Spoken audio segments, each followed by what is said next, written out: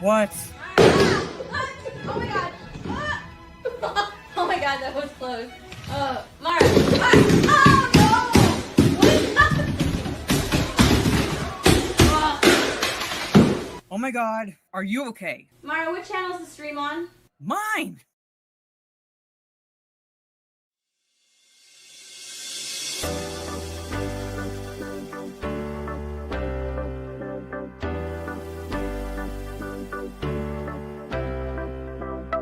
Look at her blowhole. She has a fucking blowhole. Oh, What is that? She's a glory hole on her head.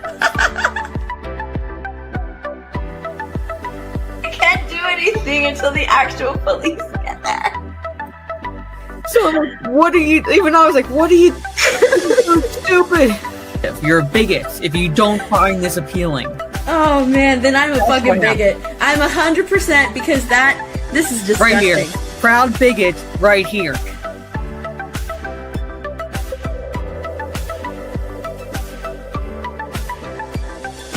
I need to calm down. I think Okay, I'm entertaining the chat.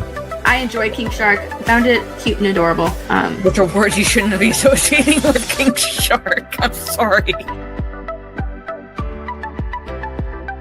I'm like literally messaging. It lasted a little bit long. This stream went on a little too long for Mara's internet. I don't care now. Oh my god, what is this? What happened?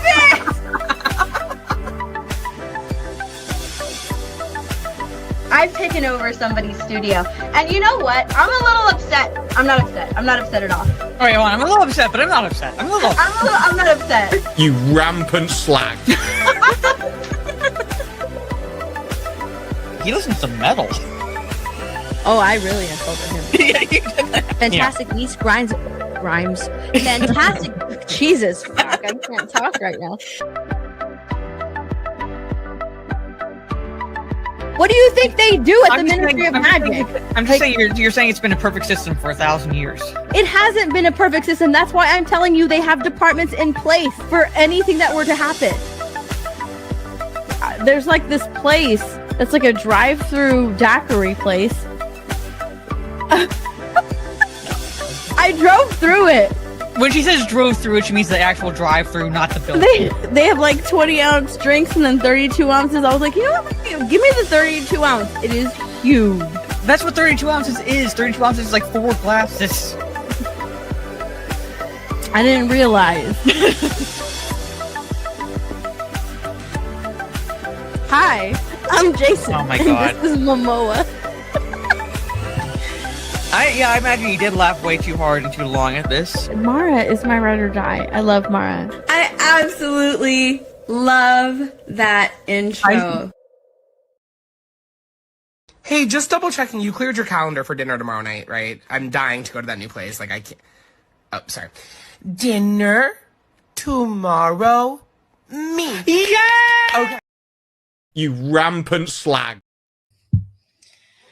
Welcome everyone to another Talk Nerdy. We are back. It is a Talk Nerdy / Easter / pre-birthday stream because my birthday is this Friday and the plan is still a go for Friday evening where I'm going to do a long stream depending on when I start my stream. A long stream so I can hit the time that I was born. I don't know if you experienced this growing up, Steph, but every year it was like you don't officially turn a year older until the time of your birth. I have no idea what time I was born. Yeah, I only know the time I was born because my parents had a frame with one of my baby pictures in it with like an engraving of like the date and like the time basically I was born. And it's 11:48 p.m. So I gotta go until almost midnight to hit the time I was born. When are you gonna start?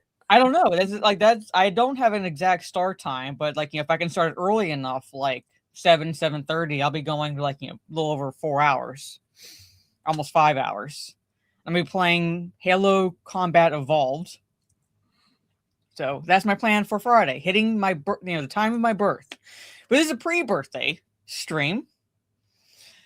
And so for super chats, you can see them. You can't see because I'm like, she's a bunny. I have bunny ears on, and I also have a tail on, but I'm not going to show my tail.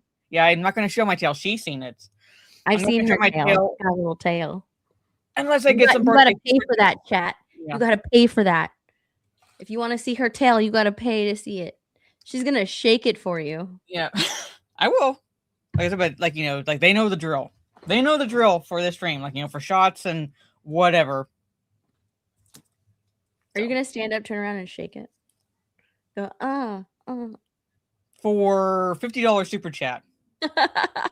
I will do it. Shake her little cotton tail. Anyway, but yeah, we have quite a bit to talk about. A chunk of which I will be ranting about. Steph will just be sitting there like smiling because she's not as vested in Middle Earth and Tolkien's lore as I am. But since I was not available, last week, I wanted to rant about the stupidity that Jack Posobiec, or however you pronounce his last name, when he called Lord of the Rings overtly pagan. So I'm going to be ranting about that. I got to break down the stupidity of what he said and the panel in general, basically the stupidity of what they said. Then you had the news that came out about Stephen Colbert co-writing a new Lord of the Rings movie, and it's kind of like, from what I gather about it, it's both a sequel and flashbacks, basically. So it's kind of like an excuse for them to show parts of, I think, particularly Fellowship of the Ring, that was omitted from the previous adaptations. It's just an excuse, basically. And basically that's Peter, but hey, we're happy that Peter Jackson is back helming Lord of the Rings movies. Right? That's why we're happy about that, fucking right? Anyway, that if you're looking forward to the Mass Effect TV series, according to this article on PC Gamer, the Amazon Studios TV head wants that show to be more appealing to non-gamers. So I don't know what that's going to do, but we saw how well that worked with the Halo series. Millie Alcock, she said something really, I think that Supergirl was dead on arrival to begin with, but she said something incredibly stupid recently, so we'll touch on that. What was it, Lily Reinhardt that you said that was told to, I guess, suck on her stomach a little bit, which is, I guess, Lily Reinhardt. Yeah, which is a little, sexist. And I say that very loosely. I don't give a shit. But before I say hello to the chat, we're also going to talk, when I say we, it's mainly going to be her because I have not had a chance to watch the Super Mario thing you pointed at me. It's Easter, chats, all right? Happy Easter, everybody! Happy Easter. She watched the new Super Mario movie. I have not had a chance to watch it, so she's going to give her opinion on it, and we'll talk about its box office. Basically, like I said, so when I say we, it's like the royal we, because I cannot speak about the movie since I did not watch it. I might try to watch it this week. We'll see if I have time. But this weekend was with Easter and everything and preparations. I did not have a chance to go see that movie or watch it in any way, shape, or form. But Steph, let everybody know where they can find you and all that fun stuff. YouTube, Instagram, and Twitter. Mm-hmm. All at my right. Yep. All right, and from the top, yes, I'm going to be ranting. We're going to be kind of going through that video that was going around on X. That stupidity. I had to talk about it. I could not ignore it, even though it's a couple weeks old now. I had to touch on it. Hello, Trey. It's my pre-birthday stream. My birthday is this Friday, like I said, so I will be doing a long stream. No streams, again, like no streams Monday and Tuesdays because I have classes those days. So, Gravy D, hello. Sharkbait Bully, hello. Golden Fox, happy Easter to everyone. I believe you're like in the chat still, so welcome. Capinova, hello. DS Eagles, good to see you. Sandro, I request that Steph get placed in the Easter egg circle. It's like suffer. She's like this. She's like the size of a peep, like one of those like marshmallow peeps. Those are gross.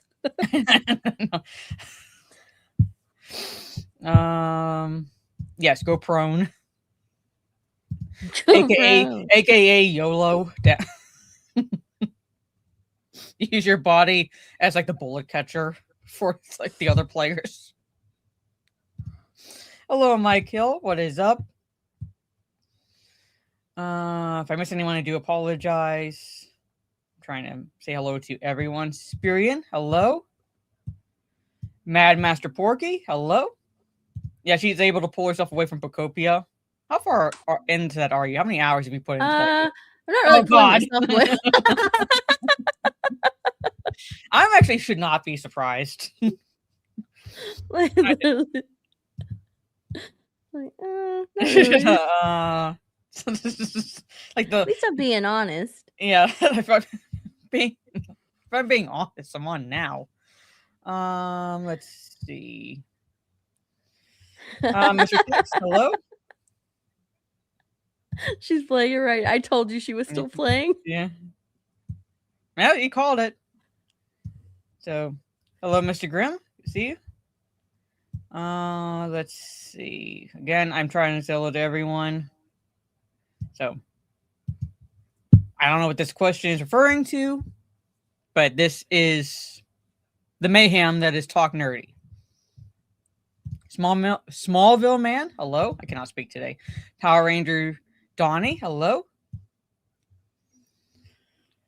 And I think War Machine, hello.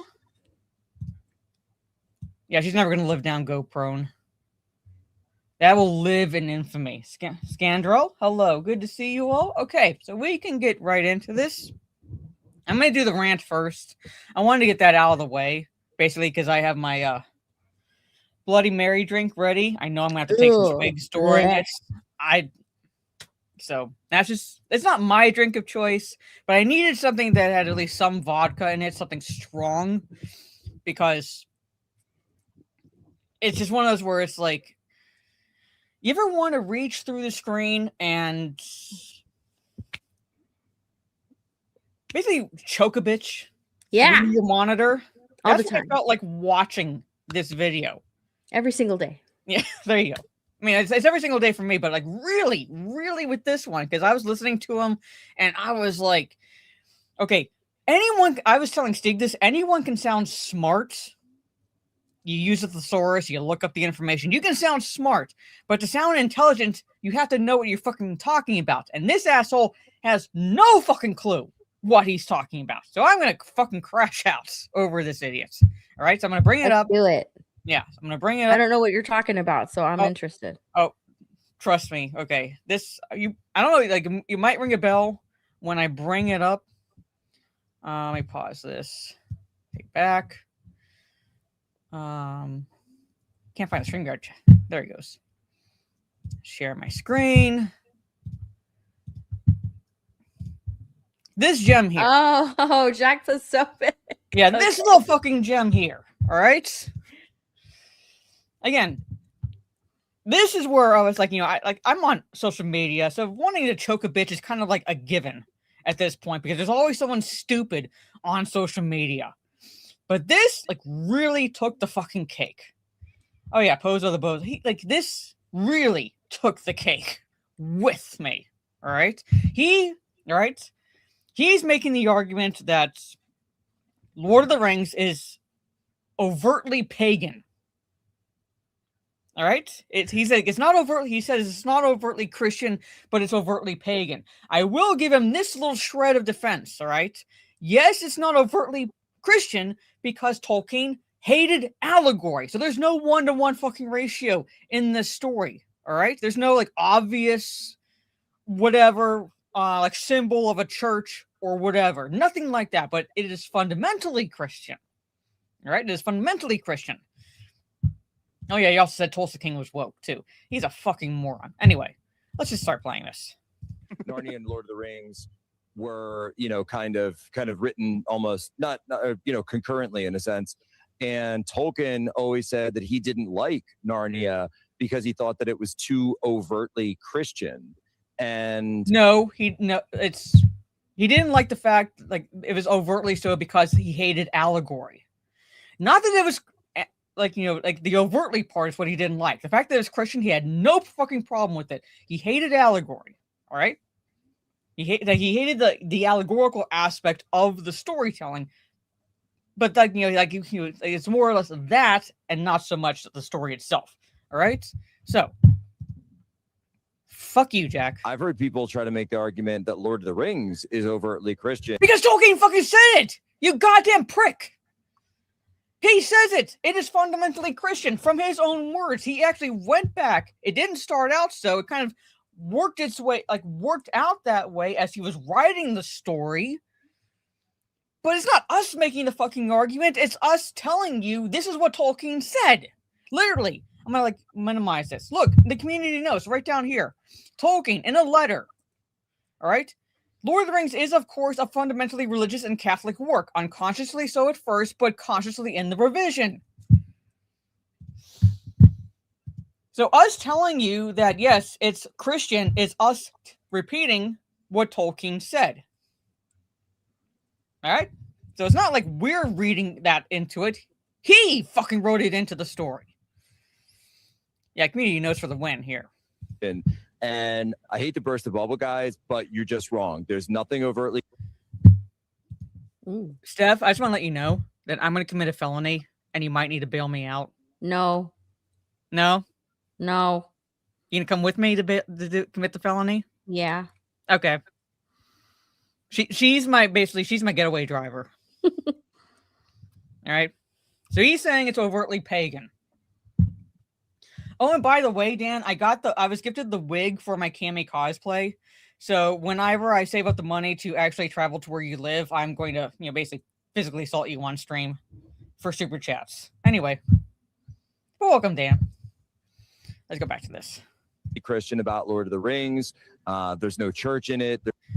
Because it's fantasy. It's I was not gonna say, our world. there's no church in it.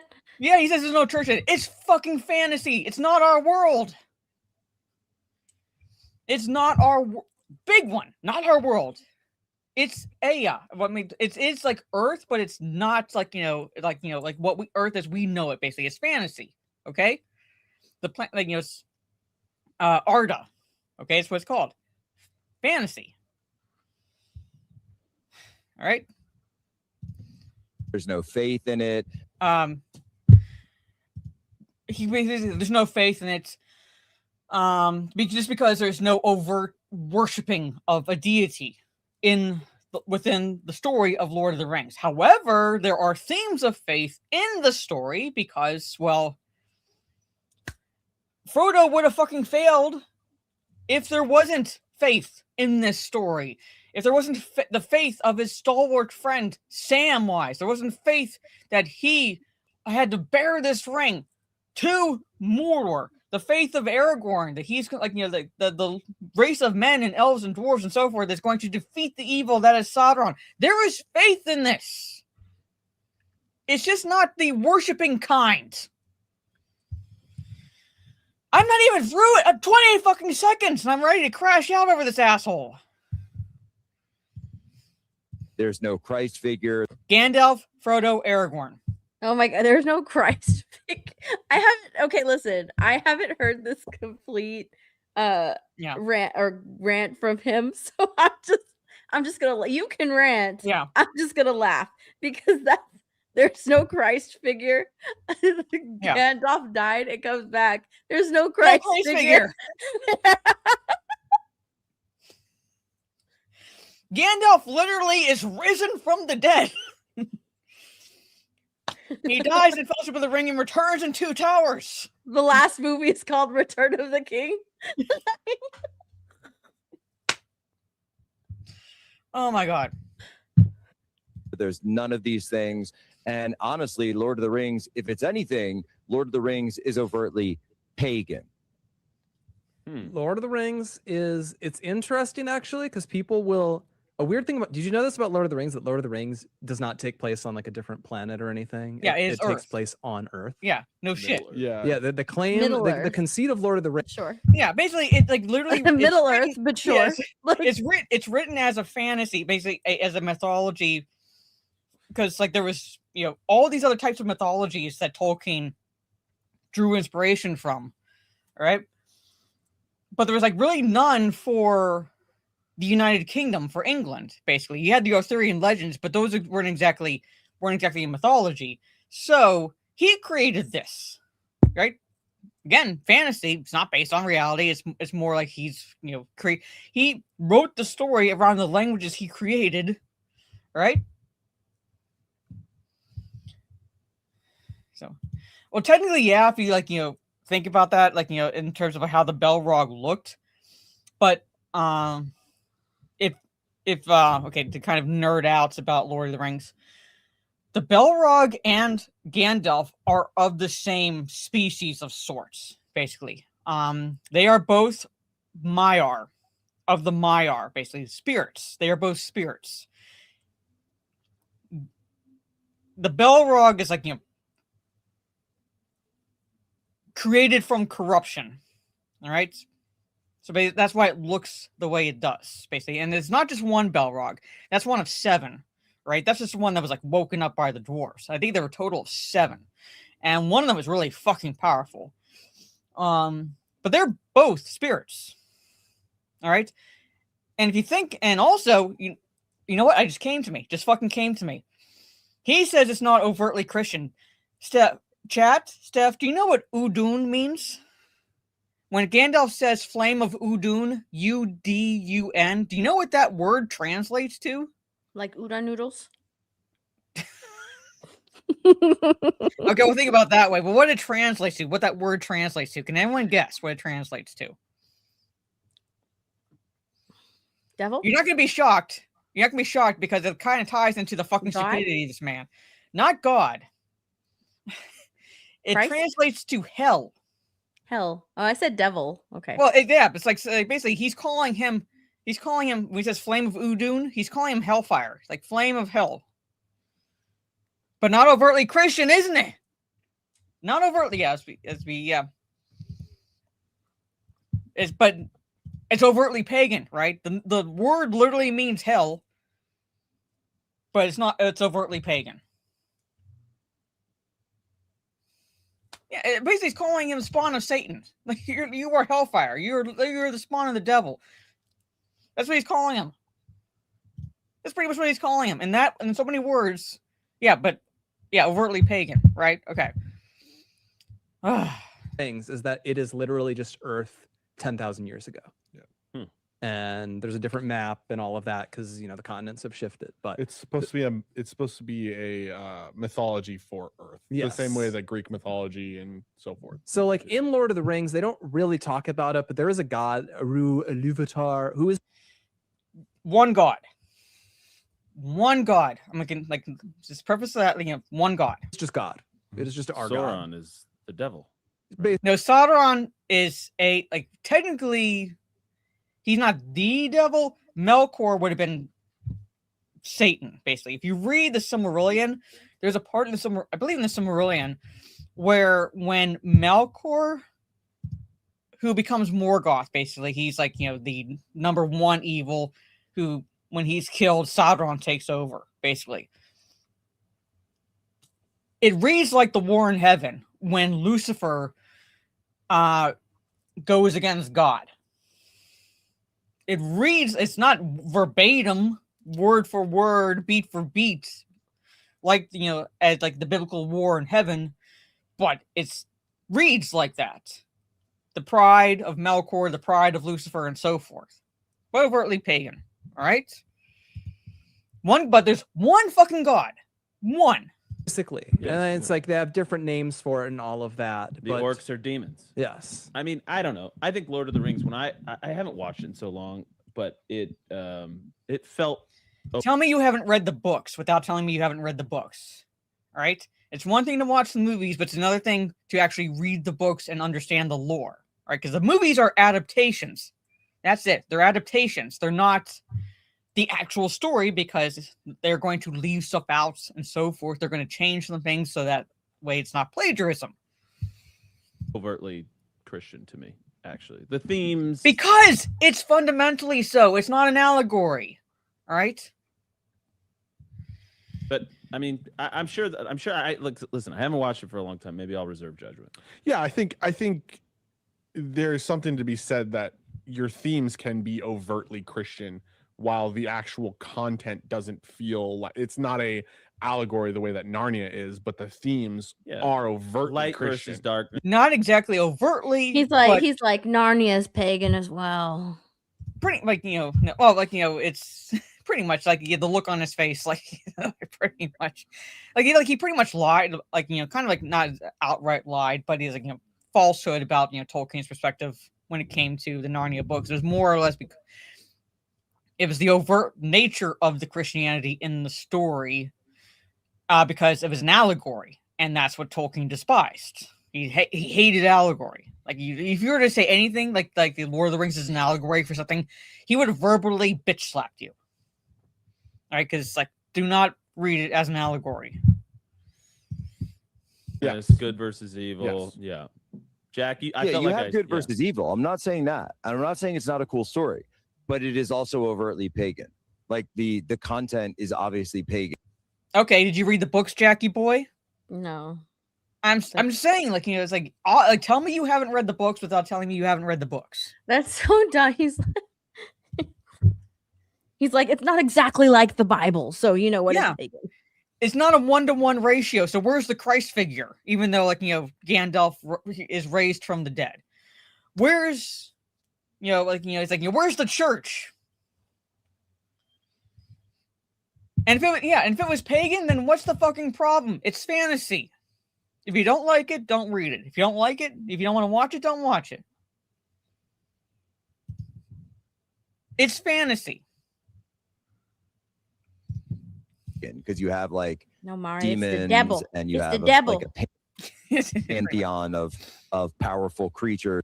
Okay, hold on. He says right here.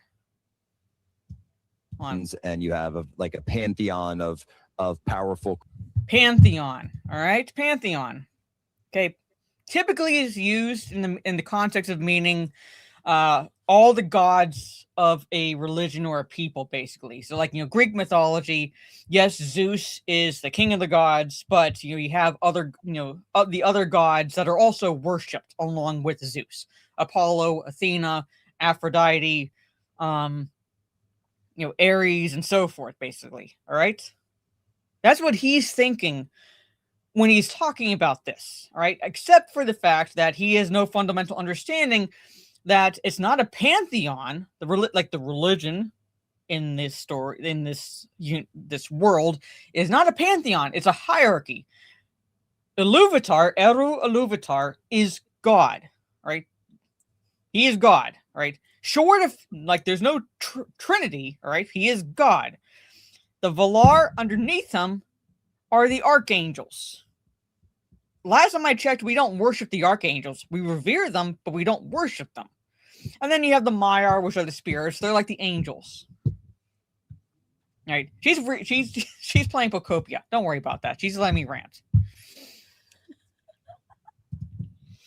Creatures and figures, which you to your point, like you just said, it's much more like Greek mythology. No, he said it's a mythology much like in a sense, like Greek, Norse, so forth. But the story itself is not like Greek mythology. He's saying it's a mythology like this, as examples that we know of as mythology. Chat, I will appreciate super chats coming in because I'm going to need bail money. Just so you know. Or Norse mythology, or Slavic folk mythology. If you think about it, I don't mean this to offend because I'm also a Christian, all right? Because he's talking about Greek and Norse mythology and things like that. For atheists, Christianity is also mythology. I'm just saying he's reaching. He's trying to grasp for straws in his argument. And he has no understanding of the word mythology or pantheon. I don't mean to say that like you offend because of like what day. I'm just saying that as a matter of fact. Like he's talking of mythologies outside of that. All right. Then it has to do with a Christian story. I'm all right, guys. You know what I realized? The fact that Lord of the Rings appealed to Colbert is proof enough that. Fuck you. Fuck you. I hope you get anal itching and diarrhea at the same time. It's probably. Hold on. Whoa. That's So exactly here's what where I I was asked, going to guys. go with this. As we've Because C.S. discussed, Lewis made more Christians. That Tolkien and Lord of the Rings, you get these guys, you get these Wait, when did he see it? I like missed that part. Let me just see. Hold on. Christians that Hold on. Take that back. made more Christians. Because it wasn't Tolkien's goal to convert anyone. He actually converted C.S. Lewis. With what? Say it with me, chat. His stories. His faith. He converted C.S. Lewis. C.S. Lewis was an atheist. At best, he was an agnostic. What's He funny wasn't is that religious. what he just said, this story appeals to Stephen Colbert, so that must mean it's Must mean it's woke. pagan, and Yeah, it must mean because it's Stephen pagan. Colbert is an extreme leftist, and he doesn't believe in all the things that we believe in. Blah blah blah. That is such a leftist mindset. It's the same thing when leftists get upset because an actor takes on a role.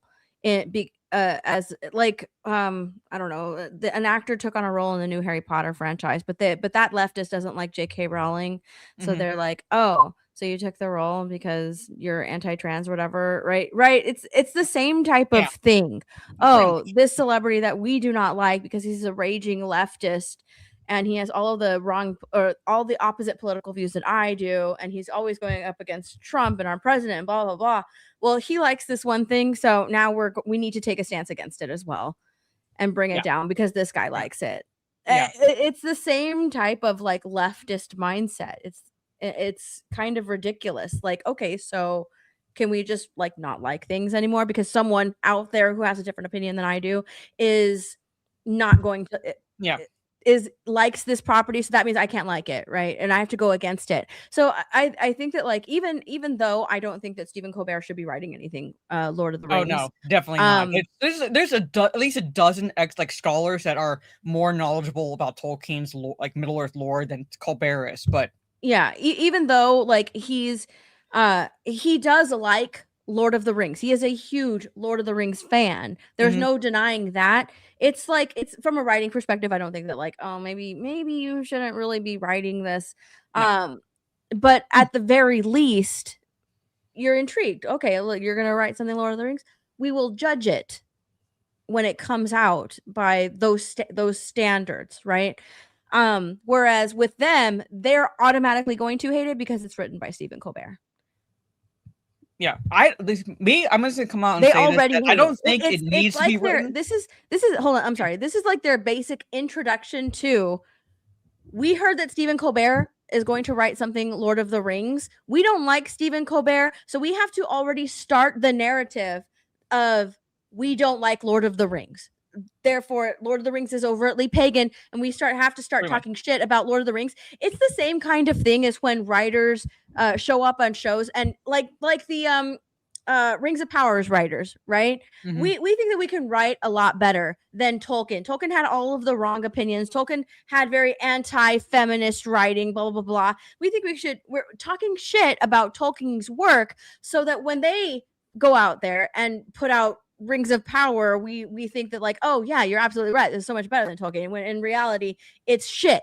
Right. Yeah. So they're already going to do their kind of like doing the same thing. Oh, well, let's talk shit about Lord of the Rings and say, signal to our audience that you shouldn't like this. It's overtly pagan. It's anti-Christian, blah, blah, blah. There's no value. Tolkien didn't have any values, blah, blah, blah.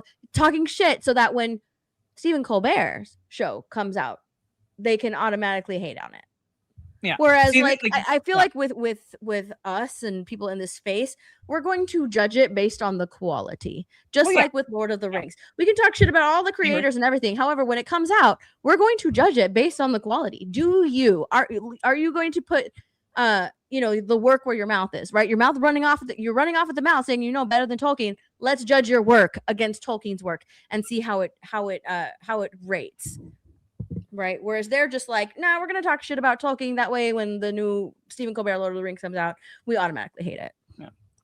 Yeah, I'm gonna talk about this. Thank you for the $5 super chat. Yeah, James Cameron was inspired by Rings of Power, and we'll talk about that a little bit when he was writing for Avatar. Me personally, I'm coming from the perspective where it's like I'm not going to automatically think that Colbert is going to insert Trump as the villain in the movie or anything like that, or whatever. My perspective is it necessary to write that story and adapt whatever story is he's going to write? And I don't think so, because particularly like say for the Hunt for Gollum, basically the Hunt for Gollum, that account lasts, if you include the notes and the appendices, several pages at most.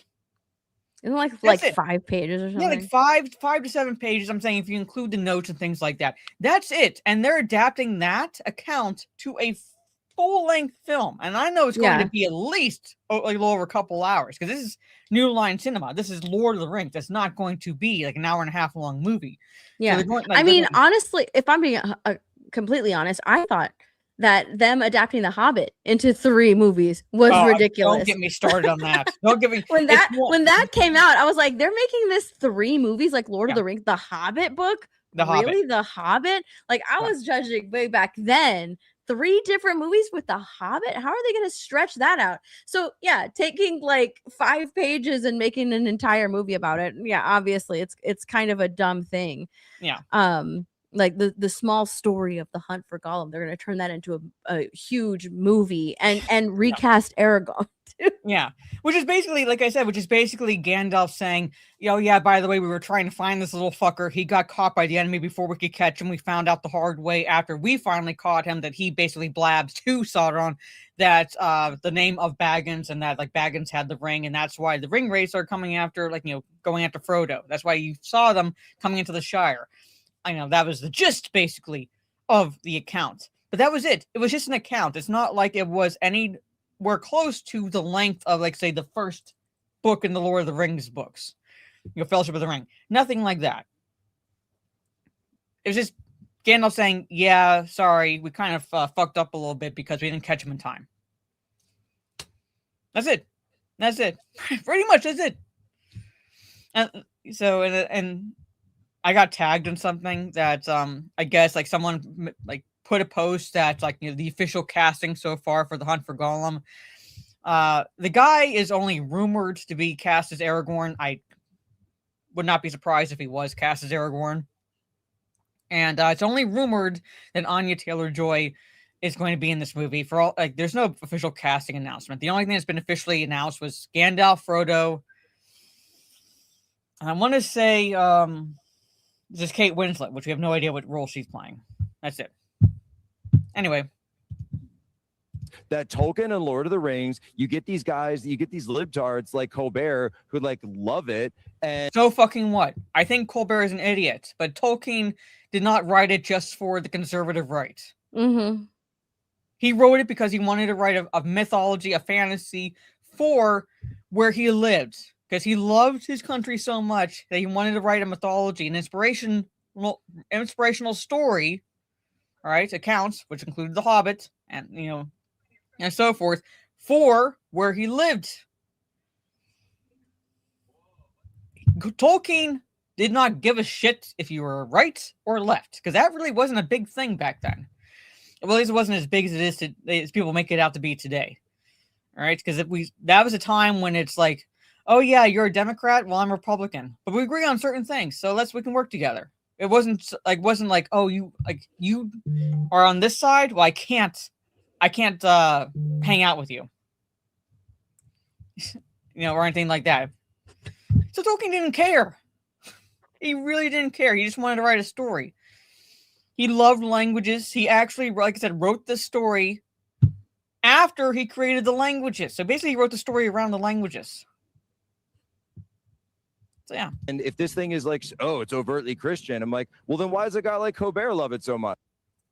Because it's not overtly Christian. It's fundamentally so. But at the same time, it's a fantasy. All right? It's a fantasy. So I don't fucking care. That's That's so stupid. I'm like saying, what does it matter? Oh my God, you're Christian, but you like Harry Potter? That's witchcraft. How can you like Harry Potter? That's witchcraft. Like, that's so stupid. She can't be of the left and like Lord of the Rings, apparently, according to this guy. Like I said, I'm not a fan of Colbert. I think he's a moron, but I'm not going to say, oh, I can't read Lord of the Rings now or watch the movies because he likes them as well. There's 7 fucking billion people on this planet. Guarantee both the left and the right like these movies, like these stories.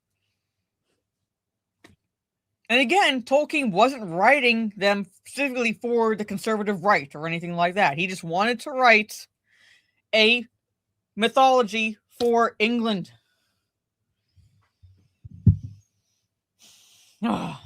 Anyway, I think it's like, no, yeah, that's pretty much it, basically. So I'm like, pretty much like, yeah, like, you know, it's like, that's like I don't know if they talked more, but that's like the only clip that was going around on X.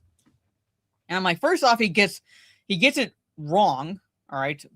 Like, you know, blatantly so. He's looking at it as like, if it's not Christian, yes, it is. It's fundamentally so. All right. So Tolkien, upon revising it, because Tolkien was a consummate perfectionist, so when you go back and edit it, it basically began to evolve into a more fundamentally Catholic or Christian work, however you want to put it, basically. Gandalf is a Christ-like figure, Aragorn is a Christ-like figure, Frodo is a Christ-like figure, but it's not a 1-to-1 ratio as such, basically, because Tolkien hated allegory. Jackie Boy used the word pantheon incorrectly and mythology incorrectly, basically, especially pantheon in terms of describing the nature of deity in this world, right? Because he's looking at it as if all the entities under Iluvatar were worshipped. No, they were revered, but they weren't worshipped. Iluvatar was worshipped because he is God. And so forth. So it's, again, I'm gonna say this one more time. Anyone can sound smart as long as they have access to a thesaurus and Google. But to sound intelligent, you need to know what you're talking about. And he clearly doesn't. He fucking clearly doesn't understand what the hell he's talking about. And like I said, my problem with Colbert writing a story has nothing whatsoever to fucking do with the fact that it's Colbert necessarily. It has everything to do with the fact that I don't think it's necessary. It's basically an excuse to pen a story within Lord of the Rings world, within that world, and have an excuse to show elements of the story that were omitted from, say, Fellowship of the Ring, particularly with like Tom Bombadil and so forth. That's it. That's the only fucking reason. And I say, no, that's pointless. We don't need it. Like with Hunt for Gollum, we don't fucking need it. Because it's 5 pages. And that tells me that the fact it's only 5 pages or so, that a lot of it is going to be studio fucking fiction filler. That's what I have a problem with. I don't give a shit who's writing it. I have a problem with the fact that the only way to push it to 2+ hours, and you know it's going to be closer to 3, is the fact that they're going to have to fucking fill the story with their interpretation of events. Not Tolkien's writings, but their little fan fiction. That's what I have a problem with. And again, and Andy Serkis, I like Andy Serkis. He's also a leftist, I believe, by the way. I don't give a shit. And I believe he does have respect for Tolkien. But if he had actual respect for Tolkien, he would be like, you know what? This is only 5 pages. This is not worth this. There's nothing for me to properly adapt. But no. Anyway, that's my rant. Nice rant. Mara, let me lift your spirits. Okay. Well, let me, yeah, goes. All right. Lift my spirits, woman. A doggy found a new stuffed toy. Happy Aww. Easter. Let the dogs out!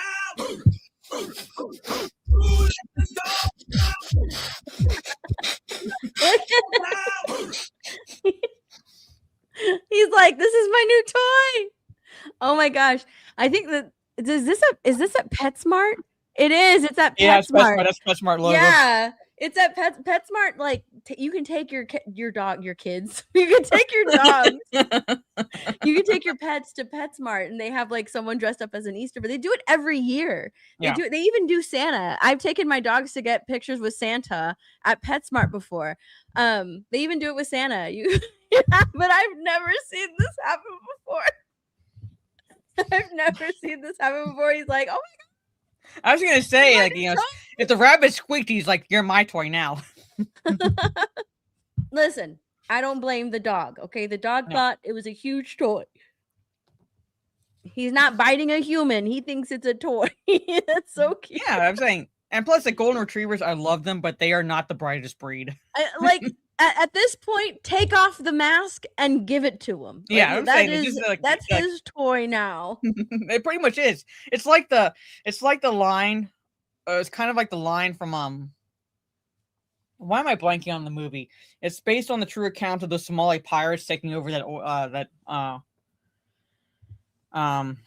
oil rig ship or whatever, basically. And that one character goes, you know, "Look at me, I'm the captain now," kind of thing. The dog's looking at this guy. "Look at me. This is my toy now. That's my toy. This is my toy now." Captain Phillips, thank you. It's like I have one more thing to It's lift like that your part in Captain spirits. Phillips. I have Like, one "Look more at me, this thing is to my lift toy your now." spirits. It is this right here. Mm-hmm. There's a guy who takes his pet parrot on adventures. Oh wow! He is scuba diving in the Bahamas.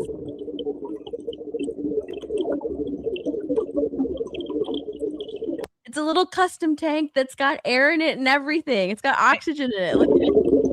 Hey, more power. I mean, bird's just chilling there.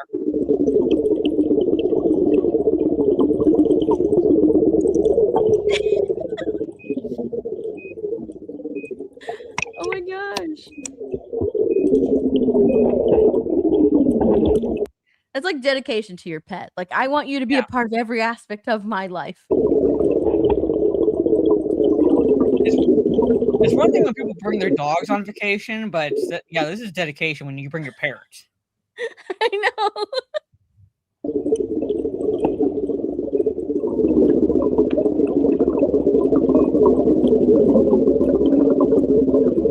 Bird's just chilling there, like, yeah, it's like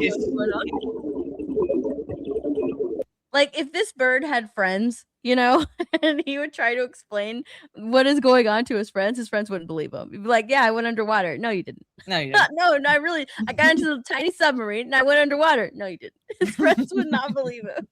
Like, press X to doubt. Look at this guy. Like, I honestly, sometimes I wish, or I wish I would know what like animals were thinking. Like, I wish I knew if this bird knew that like he's underwater. He's in like a tiny little submarine, so you can see what goes on underwater, because he never experienced it because he's a bird. He doesn't go underwater. The only thing that would make it better is if it was painted yellow, so like you could have like what's the song "Yellow Submarine" playing.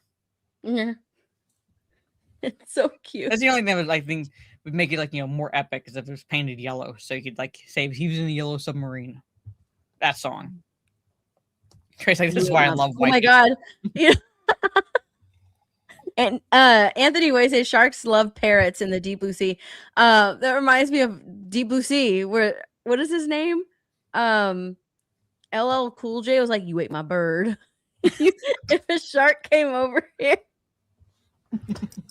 the guy's gonna be like, "You ate my bird." You ate my bird. It killed this shark. Oh my god. Oh my gosh. Speaking of, no, it's the wrong person. Never mind. That's the wrong person. But Mara, would you do this with like one of your cats? Maybe. And the one I would do it with, just because it would be so funny to watch, is the fat calico we have that likes to lie on my lap. She's kind of adopted me as her human, and she's chubby. So I have a fat calico and a little submarine. That would be funny. Yeah, I don't even let my dogs go into like the ocean or the lakes. No, probably. ever since Jaws, I don't do it regardless. But I'm like, sharks can swim in 3 feet of water. There's no way I'd let my dogs anywhere close to the shoreline. They're so tiny. Like I have to go outside with them, so that way like the vultures and birds won't take them. Oh, they'll do it. They'll fucking do it. So, but yeah. I thought I would cheer you up with that. Yeah. You know what movie I saw this past week because it's on streaming? What? The new Anaconda movie. Okay. I wouldn't watch it. I didn't bother watching that, but don't bother watching it. Okay, I was going to say, it's awful. It's basically Jack Black's King Kong movie. Yeah. Right, but worse and with a giant snake. Okay, I'm already not exactly a fan of the King Kong movie because I thought it was like especially being on the island for as long as they were, or just getting to the island. I thought it was like stretched out way too much. But worse than that, you're saying, basically. Yeah. Okay. Trey's right. It does try to be meta. It does. Like it tries to make fun of like Hollywood and all the remakes and reboots that they're doing. Blah blah blah. You know, the rights to Anaconda is something that really big. That it's like a major plot point throughout the movie. And it's just really dumb. It's so dumb. Yeah. When I was done with it, I was like, okay. I can't even like classify it as something so bad that it's good and entertaining. But it's something so bad that you can almost, I mean, it's at the cusp of being there. Like, would I watch it again? No, I absolutely wouldn't. Okay. Did I have fun watching it? It was fine, I guess. You know, was I bored? Sure. Was it funny? No, it wasn't funny at all. Like the only funny part, was in the trailer where they put like a pig on top of Jack Black. That was the only. That's when I thought he was dead, basically, and they were gonna. Yeah. Yeah, that was the only funny part because I feel like that's something that somebody would do. Like, oh, we thought you were dead, and then you weren't dead.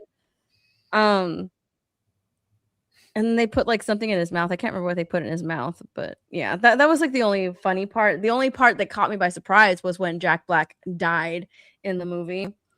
And I thought, oh, okay, that's actually pretty cool because they actually did that, right? They killed off Jack Black. That was something that I wasn't expecting. But then he actually wasn't dead. So I was like, oh, okay, well, they don't even have that. So yeah, it wasn't very good. Do you want a spoiler? Yeah, sure, because I'm not gonna watch it. Okay. What are the two actors' names that are in the movie? Jennifer Lopez in the original Anaconda. Jennifer Lopez and Ice Cube and Ice Cube. Yeah. So they both make cameos. All right. They both make cameos in this film. They are about to die, right? Okay. The snake has them cornered, and out of the shadows comes Ice Cube to save the day. Was he out of the shadows comes Ice Cube. He comes to save the day and starts shooting what do you call those guns that you shoot off at sea? To a flare gun. Yeah. He starts shooting flare guns at the Anaconda, like boom, boom, and he saves their life. And when he's done, they ask for a selfie, and Ice Cube's like, "Don't post it." And at the very end, he posted the selfie, and he comments like, "Motherfucker, I told you not to post it." It was kind of dumb. It's really dumb, actually. And then like they had a like post-credit scene, and that post-credit scene is with Jennifer Lopez. Yeah. And she's like, "We're remaking Anaconda or making an Anaconda 2 or something like that. And I want you to direct it." And then Jack Black faints. Like, it's really dumb. So I was like, damn. All right. She really made a cameo in the movie, sure. It's all right. I mean, I had no intention of watching it anyway, but I'm glad I did not even give the time of day. Yeah. But speaking also of movies that you watched this week, I figured I'd give you a chance to talk about this now, since no point really talking about. Continue talking about Lord of the Rings, and then it'll just turn into a rant for me, basically. But at least this movie is tracking well, at least for its opening weekend. It's not tracking, well, it's tracking below the first movie, but it's a sequel, so it's not like I would expect it to necessarily surpass the first movie in the first weekend, at least. But what did you think of this movie? So, yeah, it is doing really, really well. I did go and see it. There were a lot of kids in the theater that loved this movie. Like they were laughing at Yoshi and at Toad and at some of the jokes. It was, and you know, for the most part, like it was entertaining. Is it something that like will live in? Is it something that like will be memorable? I think if you're a Nintendo fan, yes. You know, just like the first movie. I thought that the first movie was better than this one, honestly. If I'm being 100% honest, I thought that the first movie was better than this one. This one is, it's very jolty. It goes from scene to scene to scene to scene. If I'm going to compare it to another movie, I would compare it to Despicable Me 4. I love the Despicable Me movies. I think that they're funny, right? A lot of people don't, but I find them hilarious. They're silly, they're cute, they're kids movies. I don't mind them for what they are.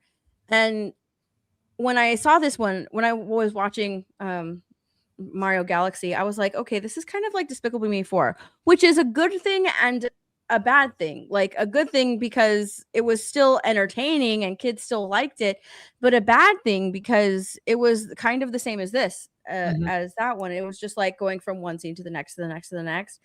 There was a flow through storyline, but it was still extremely choppy, just going back and forth, back and forth, back and forth. It wasn't good. It was very like the editing was just so back and forth. It was like, we have to keep your attention, right? We have to keep your attention. So we're just gonna go from scene to scene to scene to scene. No quiet moments, no moments of reflection, no, you know, like all of that. It's just going really, really, really fast to keep your attention. And that's how Despicable Me 4 felt. Like it was just cruising through scene, through scene, through scene, through scene. In order to like keep kids' attention. Whereas like the first one was really, really good. I love the first Despicable Me movie. And that's how this movie felt. Is that a good thing or a bad thing? Well, I mean, it's to keep the kids' attention movie. So it's a good thing because it is a movie made for kids. Is it a bad thing? Absolutely. Because I think that kids deserve, you know, good stories. I thought I saw someone on Twitter saying that like if they had done like the Super Mario Galaxy story from the game, like that would have been better than the movie, but I don't know. But a lot of people are just like, just enjoy it. It's just for kids. It's a kids movie. Just enjoy it. I hate that excuse. And then I think like, okay, but you know what? We also have like The Land Before Time. That's a kids movie, and that's something that teaches you a lesson. It's such a great movie. You know, you learn something from that movie. It's emotional, you know, and then you have Toy Story 1, Toy Story 2, Toy Story 3. Those are also kids movies, but they're extremely well made. You have How to Train Your Dragon 1, 2, and 3. Those are children's movies, but you can watch those movies as a child and enjoy them, watch them as an adult and enjoy them as well. There's even the movie oh my gosh, it just came out, the robot movie, The Wild Robot. Even the Wild Robot movie, that's made for kids. That is a kids movie, but it is so well made. It is so well done. The story is incredible. And it's made for children, right? It's something that you can watch as a child and enjoy it, watch as an adult and get a completely different completely different. Like Trey brings up the Shrek films, and I would agree with this because we're like, well, arguably, directed towards kids. There's enough humor in these movies where it's like adults could be like laugh at it and then look over at the kids, go, you'll understand in 20 years. Yeah, basically. exactly. Yeah. The Incredibles, Up, Yeah. Shrek, like all of those movies are kids movies, but they're so well done. The stories are incredible. This story was like, it was fine, it was janky, and it just it's a feast of member berries for the Nintendo fan eyes. There's nothing wrong with that. Right? There's nothing wrong with that. But if you're not a super Nintendo fan, a super fan of Nintendo, it really is just another kids movies to keep the kids' attention. Did I have fun with it? Sure. Yeah, absolutely. It was really cute. Was it the greatest movie ever made? No, it wasn't. Did I like the first movie better? I absolutely did. Well, from what I'm like understanding is that at least the first movie felt like more of a cohesive story, where it's like, yeah, it kind of jumped back and forth, but it's just like Mario's journey and what Luigi was experiencing, being captured by Bowser. Nothing like really, I would say, jolty.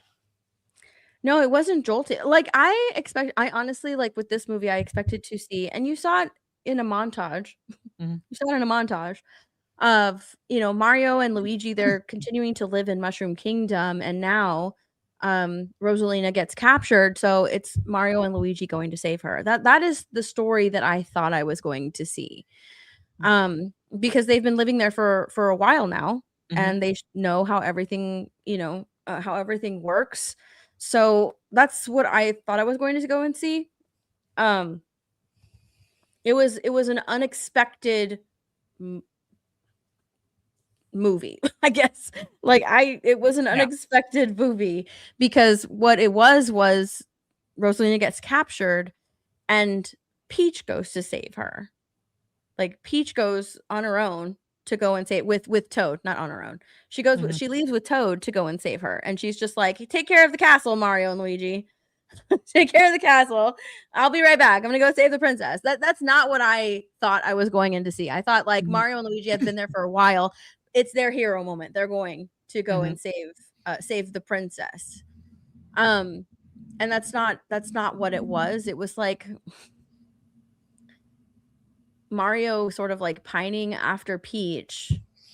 Which I find ironic, since Nintendo basically cucked Nintendo Mario. They basically they friend zoned him. Yeah, they friend zoned him. But it was like Mario pining after Peach. And then like his friends sort of like giving him encouragement to, ask her out on a date.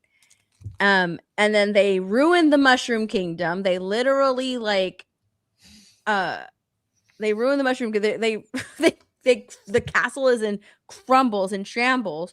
And then they're like, okay, so let's, because if they hadn't had like an inciting incident to go and get Peach, they literally would have stayed at the Mushroom Kingdom the whole movie, and it would have been Peach. Like, so I don't know. Right. I figured it was going to be like Mario and Luigi. Okay, let's go. We'll help you, Peach. If you want to go and find Rosalina, we'll go and we'll help you. We will accompany you. Let's go. Right? Because like the last movie, Peach left the Mushroom Kingdom, and they didn't have a problem with her leaving the Mushroom Kingdom, but all of a sudden they had a huge problem with Peach leaving the Mushroom Kingdom. She even had a big speech like, I'm leaving the Mushroom Kingdom, going with Mario, right? But this time she had to like sneak out for whatever reason. So I don't know. I didn't like it as much as the first movie. And everybody was like kind of separated as well. We had like three different things going on, because Mario and Luigi are separated from Peach for the bulk of the movie. Then we had like Bowser with Mario and Luigi, and then we had Bowser Jr. over here doing his own thing. So it was a treat for the Nintendo fans' eyes. But as far as like, if I'm judging it as a movie, like if I'm judging it as a movie story-wise, it was very lackluster as far as the story. Did Yoshi talk? He says Yoshi. Yoshi. He just says I think like he basically does that in the game, so it's like I don't think Yoshi really even talks. He doesn't talk. He just goes Yoshi. That's it. Yeah. But for children, they absolutely loved it. Like the kids in the audience loved it. Yeah. That's which I'm not surprised about. And I was gonna say, like, there's only I think like one part. I'm not trying to sound like I'm hating on the first Super Mario Brothers movie. I'm talking about the animated one, not the Bob Hoskins and John Leguizamo travesty. But there's like only one part that I think I genuinely laughed at because I'm not a Nintendo fan, so like bulk of the humor kind of goes over my head. Is when Mario asks Toad if he's dreaming or not, or something like that. He's following Toad, and he's like, am I dreaming, or is this a dream? And Toad just turns. You know, like in other movies where it's like they do the full-on explanation of why it's not a dream. Sort of shit. You got that little soliloquy going. Mhm. I love how this Toad just turns and just whacks Mario with a stick and goes, "Did that hurt?" Then definitely not a dream. It's like simple, basically. Did that hurt? Yeah, not a dream. So I actually laughed at that because I was like, finally, we're not getting a full-on explanation of why it's not a dream. He just turns around, whacks the guy, and says, "Yeah, you're hurting. It's not a dream." Yeah. The best part of the movie was Bowser's bedtime story for Junior. That was the best part of the movie. Was like their relationship. Yeah. I liked their relationship. Now, the whole Grace Randolph thing about how Bowser she Jr. blocked me. I have no and idea Bowser what she is like said. supposed to be like Manosphere. It's compared to the Manosphere. I was watching the movie with that in mind because I was just like, all right, that's interesting. I'm gonna take what Grace said and then let's go and watch the movie, right? And the whole entire time I was trying to find this correlation that she made with Bowser and Bowser Jr. and the Manosphere, and I could not find it. I have no idea what type of lens she was watching this movie through that made her think that Bowser and Bowser Jr. was some type of like Manosphere symbol. I don't know. Because I was just like, there's nothing here. Like, this is the dad and his son. I see no Manosphere crap anywhere. Well, I'm saying you're asking what lens she's watching this movie through. She's a retard, Steph. Like, it doesn't. Yeah. Like, there's no legitimate lens she's watching it through outside of her. When she said that narrative. Basically. When she said that, when I heard her say that, I was like, I think she might have brain damage because that is the stupidest thing, most retarded thing that I've ever heard anybody say about an animated character. Oh my gosh, they represent the Manosphere, father and son Manosphere.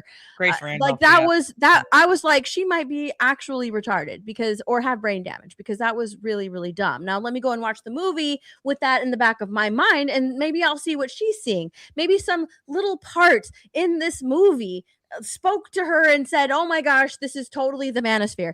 And while I was watching this movie, absolutely zero Bowser Jr. parts in this movie had anything to do or representative of the Manosphere. I was just like, I don't get it. I don't see what she saw, but then again, she sees everything through a leftist lens. And a retarded leftist lens at that, and a retarded feminist leftist lens. Okay, that's how she views movies. I could not see what she saw when I was watching this movie at all. This is the same woman that blocked me because I called her a bimbo, and that's tame for me. I called her a blonde bimbo when she blocked me because she said something incredibly stupid. She's always said stupid shit for the longest time. Well, I also think that like she called Mario a furry in the last movie the first movie because he had that the power up. Yeah, he had the power up. The cat Mario power up. She's just like, well, I guess he's a furry now. Yeah. I was like, no. Even I know that's not how it fucking works. And I'm not even a Nintendo fan. I know it's not like he was running around the whole movie in that costume. He ate a power up. He absorbed a power up, and that was the power up to allow him to fly. That's it. I can't believe I'm not blocked from Grace Randolph. Like, I've talked so much shit to her. Call her bimbo. See what she does. Because I was like, I've called people worse and not gotten blocked. I've called people gamer worse and not gotten blocked. I call this woman a bimbo, blocked immediately. I was like, that. I guess that's her kryptonite. She doesn't like that word. Basically, she's like, oh my god. But anyway. But yeah, as far as the Super Mario Galaxy movie, a lot of Mario fans, a lot of children, the audience seems to love this movie. Like I liked it. I thought it was fine. Could it have been better? Sure. Yeah, absolutely. It could have been better. But I still think that like the first one is a lot better than the second Yeah, one. saying I know that people it's, disagree with me. They say like, "Oh my gosh, this is so much better than the first one." But I really, even though I love Yoshi and Yoshi's in this movie, the first movie is better. It is superior to this second movie. The second movie is just all over the place. And it has our heroes just, separated. And they're also like doing, I don't know, taking care of business at home while the woman goes out and handles business. Like that's I didn't like that about not this just keeping movie. the heroes separated, but it feels like it's like they had no way of developing a cohesive story, like a better reason for like I want to say, when I say better reason, I mean like having Mario and Luigi be the actual heroes, than to say, you know what, let's give them the reason that they're going after Peach because she like went off by herself, and they, like, can't have that, can't have a woman doing that, playing the hero or something like that. So the men have to go after her or something like that, or not. When I say that, I mean like, well, like I don't think there's like I think it would have been better if Peach wanted to go and they just accompany her. Like that's it. They accompany her to protect her. Like that's it. Because there's a scene in this movie where Peach fights like 300 little guys. Okay, she is just OP in this movie. She didn't get a scratch on her. She doesn't get a scratch on her. Like she is fighting all these little kids on her own. She's handling business, and I'm just like, okay. I feel like if Mario was here, he'd be struggling. Like in the back of my mind, I'm thinking, I feel like if Mario were here, he'd be struggling. Because they show Peach like handling business, fighting all of these little ninjas, and then like they go back to Mario and Luigi, and they're like exhausted because they have to take care of everything in Mushroom Kingdom. All right. And they have to save toads from like, they have to save like, I think it was like 5 little toads. So I don't know. It was just like, it could have been a lot better. It could have been so much better if they were just all together. There was no reason why they were like, no, Princess Peach, you can't leave the Mushroom Kingdom. She left in the other movie. Nobody said shit. No. So like, just let them all go. And even the first movie, like Mushroom Kingdom was in the path of Bowser taking over worlds, where it's like now they're not really under threat. So why would they care that she's leaving? Yeah, I don't know. Did I like Star Fox? I did. Yeah, I did. I thought he was cool. And I liked Rosalina. Oh my gosh. I loved Rosalina. Rosalina was amazing. I wish she had more to do, but I loved Rosalina. She was such a great character. Brie Larson voicing her was so good. Like I loved that character. I loved her little storyline. I like her connection to Peach. I thought that was really awesome. Now, I like that they're sisters, but like when they touch hands, they become like Wonder the most incredible beings in the entire galaxy when they're together. So I don't know. I haven't played a lot of like Nintendo games. Is that a thing? Is that a thing in games where they like touch hands and I'm not the one with the powerful beings in the entire galaxy? I loved that we got a Daisy cameo at the very end. I was like, oh my gosh, let's go. So there's more princesses coming through. So I don't know. Like it's fine. It's cute. Kids loved it. Audiences love it. I just feel like the story could have been better. Like it is a feast for the eyes. It is a treat for Nintendo fans with all of the little Easter eggs and cameos and I have a question. Member berries that you get with the movie. But I mean, story wise, it could have been a lot better. I have a question. This is more or less. You said like what? They're related, right? They're sisters. They're sisters. Yeah, they're born of stardust, I think. Something like that. I have a question. Okay, first off, I would like it's kind of a two-parter. Who's the older of the two? Rosalina. Like where I'm confused is Peach is kind of talking about how she ended up in the Mushroom Kingdom to Mario, but the impression I got from her is that she was an only child. So how did she just couldn't remember where she came from. All right. Yeah, she just couldn't remember where she came from. That was it. She said that like she arrived in Mushroom Kingdom. She just doesn't know how how she got there. But the story is that they were born of stardust. They had the power of the entire galaxy when they were together, and because of that, it's very dangerous. So Rosalina sent Peach away to the Mushroom Kingdom to the Toads to protect Peach. But did they go into like, you know, whether or not Rosalina kind of wiped Peach's memory or something like that? Because No, when she sends her away, she's a baby. She's like, well, kind of like a toddler. She's a toddler. So she doesn't really remember. Now, in this movie, she gets like a flashback, a memory of Rosalina. When she sees Rosalina's picture, like a memory comes into her. Like she remembers her sending her away and her not wanting to go. She like a memory just comes to her when she sees Rosalina's picture. Yeah. I don't care if there's spoilers. I haven't seen it, but I don't care if there's spoilers. I'm nowhere near a Nintendo fan. So it's like not like I at all care if I'm spoiled with anything. It just seemed kind of off to me, at least storytelling wise. But again, like I've only watched the first one. I haven't seen the second one, so it didn't quite jive with what they set up in the first one. We'll see. I don't know. Well, it does. Yeah, it does jive. You know, she comes through a portal and she has no memory of how she got there because she was so young, and the Toads took care of her. So, because like it starts with her on her birthday, and she's just really sad because it's not her real birthday because she doesn't have any memory of like when her birthday is. It's just they're just celebrating the day that they found her, so like that's her birthday to them. All right. And I love, you know, there's one part that I do love. I love that Mario gives her umbrella. She has her umbrella throughout the whole movie. I love that. I do love that. That Peach has her umbrella and that Mario gave it to her. Like, yeah. I actually like that. So like I said, you know, I'm going to try. I'm most likely not going to see it in theaters this week, but I am going to try to watch it just to see out of morbid curiosity. But well, let's talk about like what you want to talk about with Lily Reinhardt, and then we'll talk about a few of the other topics I have. Oh, okay. Yeah. Hold on, let me pull it up.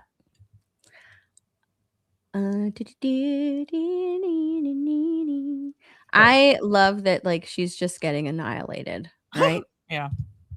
Lily Reinhardt says, a male director came up to me on set and said, just suck in your stomach a little bit. She took offense to that. Now, Hollywood actresses, as far as I know, when it comes to the way they look, their weight, their faces, they are incredibly insulted if someone thinks that they're overweight. Like you saw that with what's her name?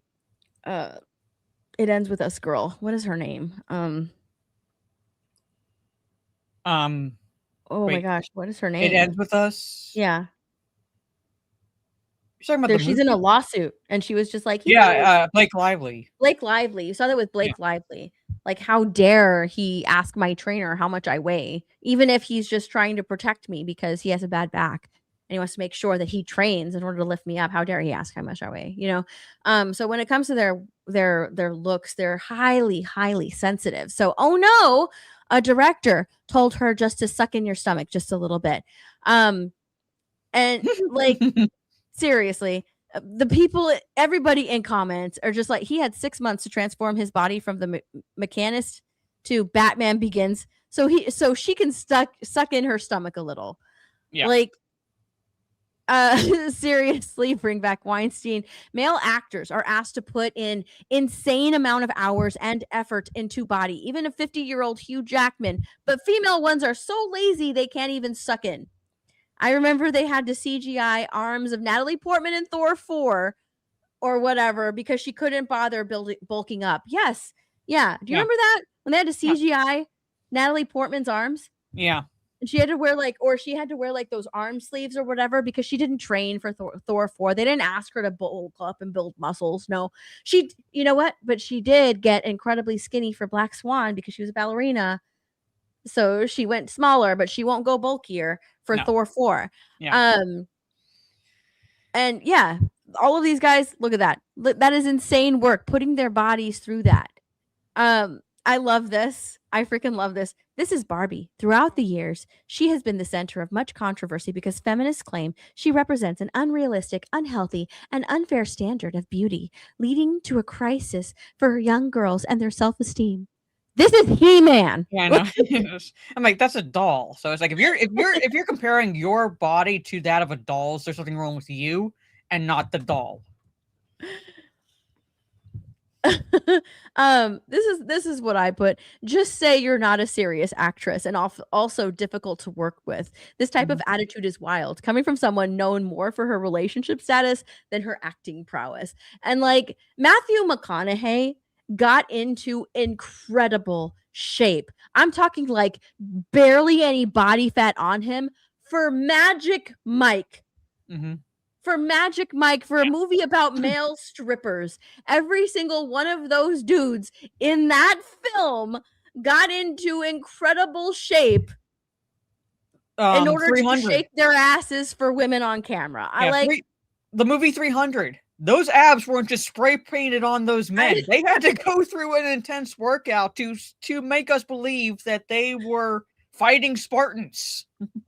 Yes, all of that. Even in Twilight. Okay, I'm bringing up Twilight. Even in Twilight, the wolf pack guys in Twilight, between takes, they had weight sets on set and they were working out in between takes because they knew, like, they're werewolves. They have to like at least look somewhat in shape, at least look a little bit fit. So they were on set like trying to bulk up and get in shape. Especially standing next to like Taylor Lautner, they were just like, okay, we have to bulk up a little bit. So like they understood the assignment, but no, like asking her, you know what, can you suck in your stomach just a little bit? Oh my God, it's such a travesty, you misogynistic asshole. How dare you ask me to suck in my stomach? You're going to have to deal with me, how I look. This is me. Okay, this is me in all of my, I don't have to work on shit. This is me.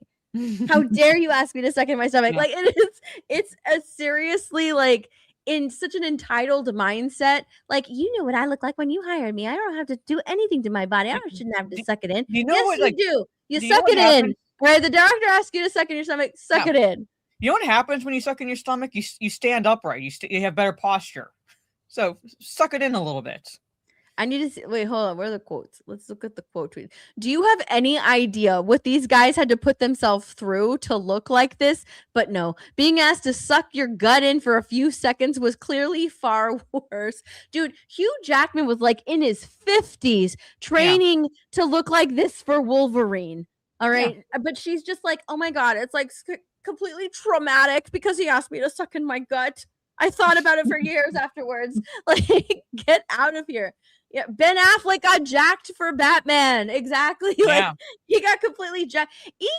Even Robert Pattinson, known for having spray-on abs because he does not like to work out, got somewhat jacked as far as like he's concerned. Got someone to play Batman. He at least trained to play Batman. But no, she's just like, I don't want to suck in my stomach. Women feel oppressed after being politely asked to suck in their gut for a photo shoot. Meanwhile, Christian Bale, who lost that much weight and then was cast as Batman in Nolan's Batman and then trilogy, and 6 then months later, Batman. Boom. Oh no, she's so oppressed. Anyway, here's Hugh Jackman at the age of 54 training for Deadpool and Wolverine. Yeah. I felt offended when my male director politely asked me to suck in my stomach for a scene. The shit Jim Caviezel put himself through for this role. He lost 45 pounds, struck by lightning twice, whipped by accident, leaving a 14-inch scar, dislocated his shoulder, pneumonia and hypothermia from hanging on the cross for hours. Filming the crucifixion alone took 5 weeks. Later, 2 open heart surgeries due to stress. But oh no, I have to suck in my gut. Yeah. Henry Cavill and Hugh Jackman had to do 6 months of unyielding exertion and fasting, taxing their bodies to the limit before getting anywhere near a camera. Yeah. Male actors destroy their bodies for a 4-second shirtless scene, but women already want to sue the studio for sucking their stomach in, and that is true. They'll destroy their bodies for a 4-second shirtless scene. That is 100% true because what is his name? Paul Rudd. I think it was like Paul Rudd, and I think also to some extent Robert Downey Jr. Like they didn't have to get into the shape that they got into, but they did it anyway. Because you like even without seeing their abs, they do have to present themselves as believable to be in becoming whatever superhero they're going to become. Yeah, they did it anyway. They didn't have to, right? Because Paul Rudd's character, he's just a thief. He didn't have to get jacked. He's not super jacked. But like Paul Rudd came in and had a beer belly. Yeah, we wouldn't believe him to become Ant-Man. So so even like, but he still got into shape. He still got into shape for the role. And I think there was someone else. I can't. Oh my goodness, there was another movie where like this guy was told like he's gonna have to be shirtless in the scene, and he's like, oh my god, I'm gonna be shirtless. So he got into incredible shape for a little, like just like this tweet said, like a little literal 4-second shirtless scene. And I can't remember what movie I'm thinking of, but I remember that being a thing. Like he was talking about it, and he just like got into shape because he was going to have this shirtless scene. He didn't want to just look how he did. So he got into shape. Like, I honestly can't remember. Well, I can't remember Chris Pratt, but do you remember the actor? Like, I might. No, I honestly don't remember. Yeah, I don't remember the actor. I just remember the story. Was it Chris Pratt? It wasn't Chris Pratt. Was it Chris Pratt? I don't know. I'm just saying, like, if I knew the actor, I could probably like come up with the role that like he would have been for. Because I know Chris Pratt had to get in shape for Guardians of the Galaxy. The Sanji actor starved for 3 days and didn't drink water for 2 just to look gaunt for a scene. For a single scene. Trey is never wrong, Steph. Okay, it was Chris Pratt then. Okay. I get that this is a tough business and we should all let go of the insane beauty standards celebrities are held to, but come on. I guarantee you every single A-list male actor right now has destroyed their bodies forever to fit a role. This is nothing. Yeah. There's mine. You mean actors and actresses have to present specific appearance for roles they take on? I'm shocked. Absolutely shocked. Yeah. Actors are also told to gain 10 to 20 kilos in just a few months for their roles in movies. Sometimes they have to lose 10 to 20 kilos or even more for a short time. This is just show business. She's paid millions to showcase her acting and her body. If she's not comfortable with it, she should simply not accept the role. Why do women play the victim in anything? Like, seriously. She got destroyed because she came in and being like, oh my god, the director told me to suck in my stomach. Absolutely wrecked. Who the fuck cares? If a director asked you to suck in your stomach and cause you some sort of trauma, you're being directed, you follow direction, and you suck in your stomach. All right, you suck in your stomach, and maybe get into shape and you won't be asked to suck in your gut. Yeah. But yeah, I love that she got absolutely destroyed. Yeah. Pretty much. I'm saying like that's just I gotta tell you, like, just Christian Bale alone, and this is like nothing new as far as what actors put themselves through for a role. Because I think was it Dustin Hoffman or something like that for a role he took on. Now, granted, he didn't have to put himself through necessarily like a rigorous physical routine, but he put himself through a scenario where it's like what the role I can't remember what role he was playing, but he basically put himself through like enough stress, like his body through enough stress that he was believable in that role. Right? So it wasn't basically like bulking up or anything, but he says, I'm playing a role, so people have to believe that I am that believe me in this role. And he did that. This is nothing new. The extent that actors will put their bodies through, for whatever part they're playing. And it was Marathon Man. Thank you. It was for Marathon Man.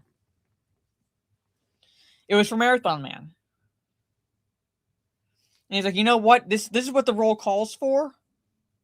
So I'm going to do this, and I'm going to prepare my body for this role. But Lily's told to suck on her gut. Yep. I'm just saying, like, it's like the stress that Dustin Hoffman put his body through was insane for that role. Yeah. But he did it.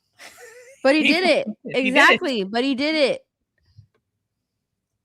But he did it. Yeah. So ridiculous. Yeah. It's so ridiculous. They'll put their bodies through so much stress, but oh my gosh, no. They asked me to suck in my gut. I'm traumatized. Yeah. But anyway. Oh, let's see.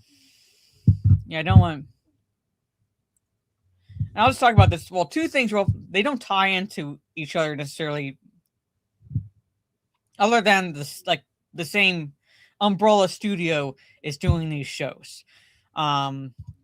Steph, you'll be pleased to know that you'll be living vicariously through this Brew's pain and my pain for another 2 seasons, because it's pretty much now Amazon saying, yeah, we're going to do the full 5 seasons. They want to lose money, so they're going to do the full 5 seasons of Rings of Power.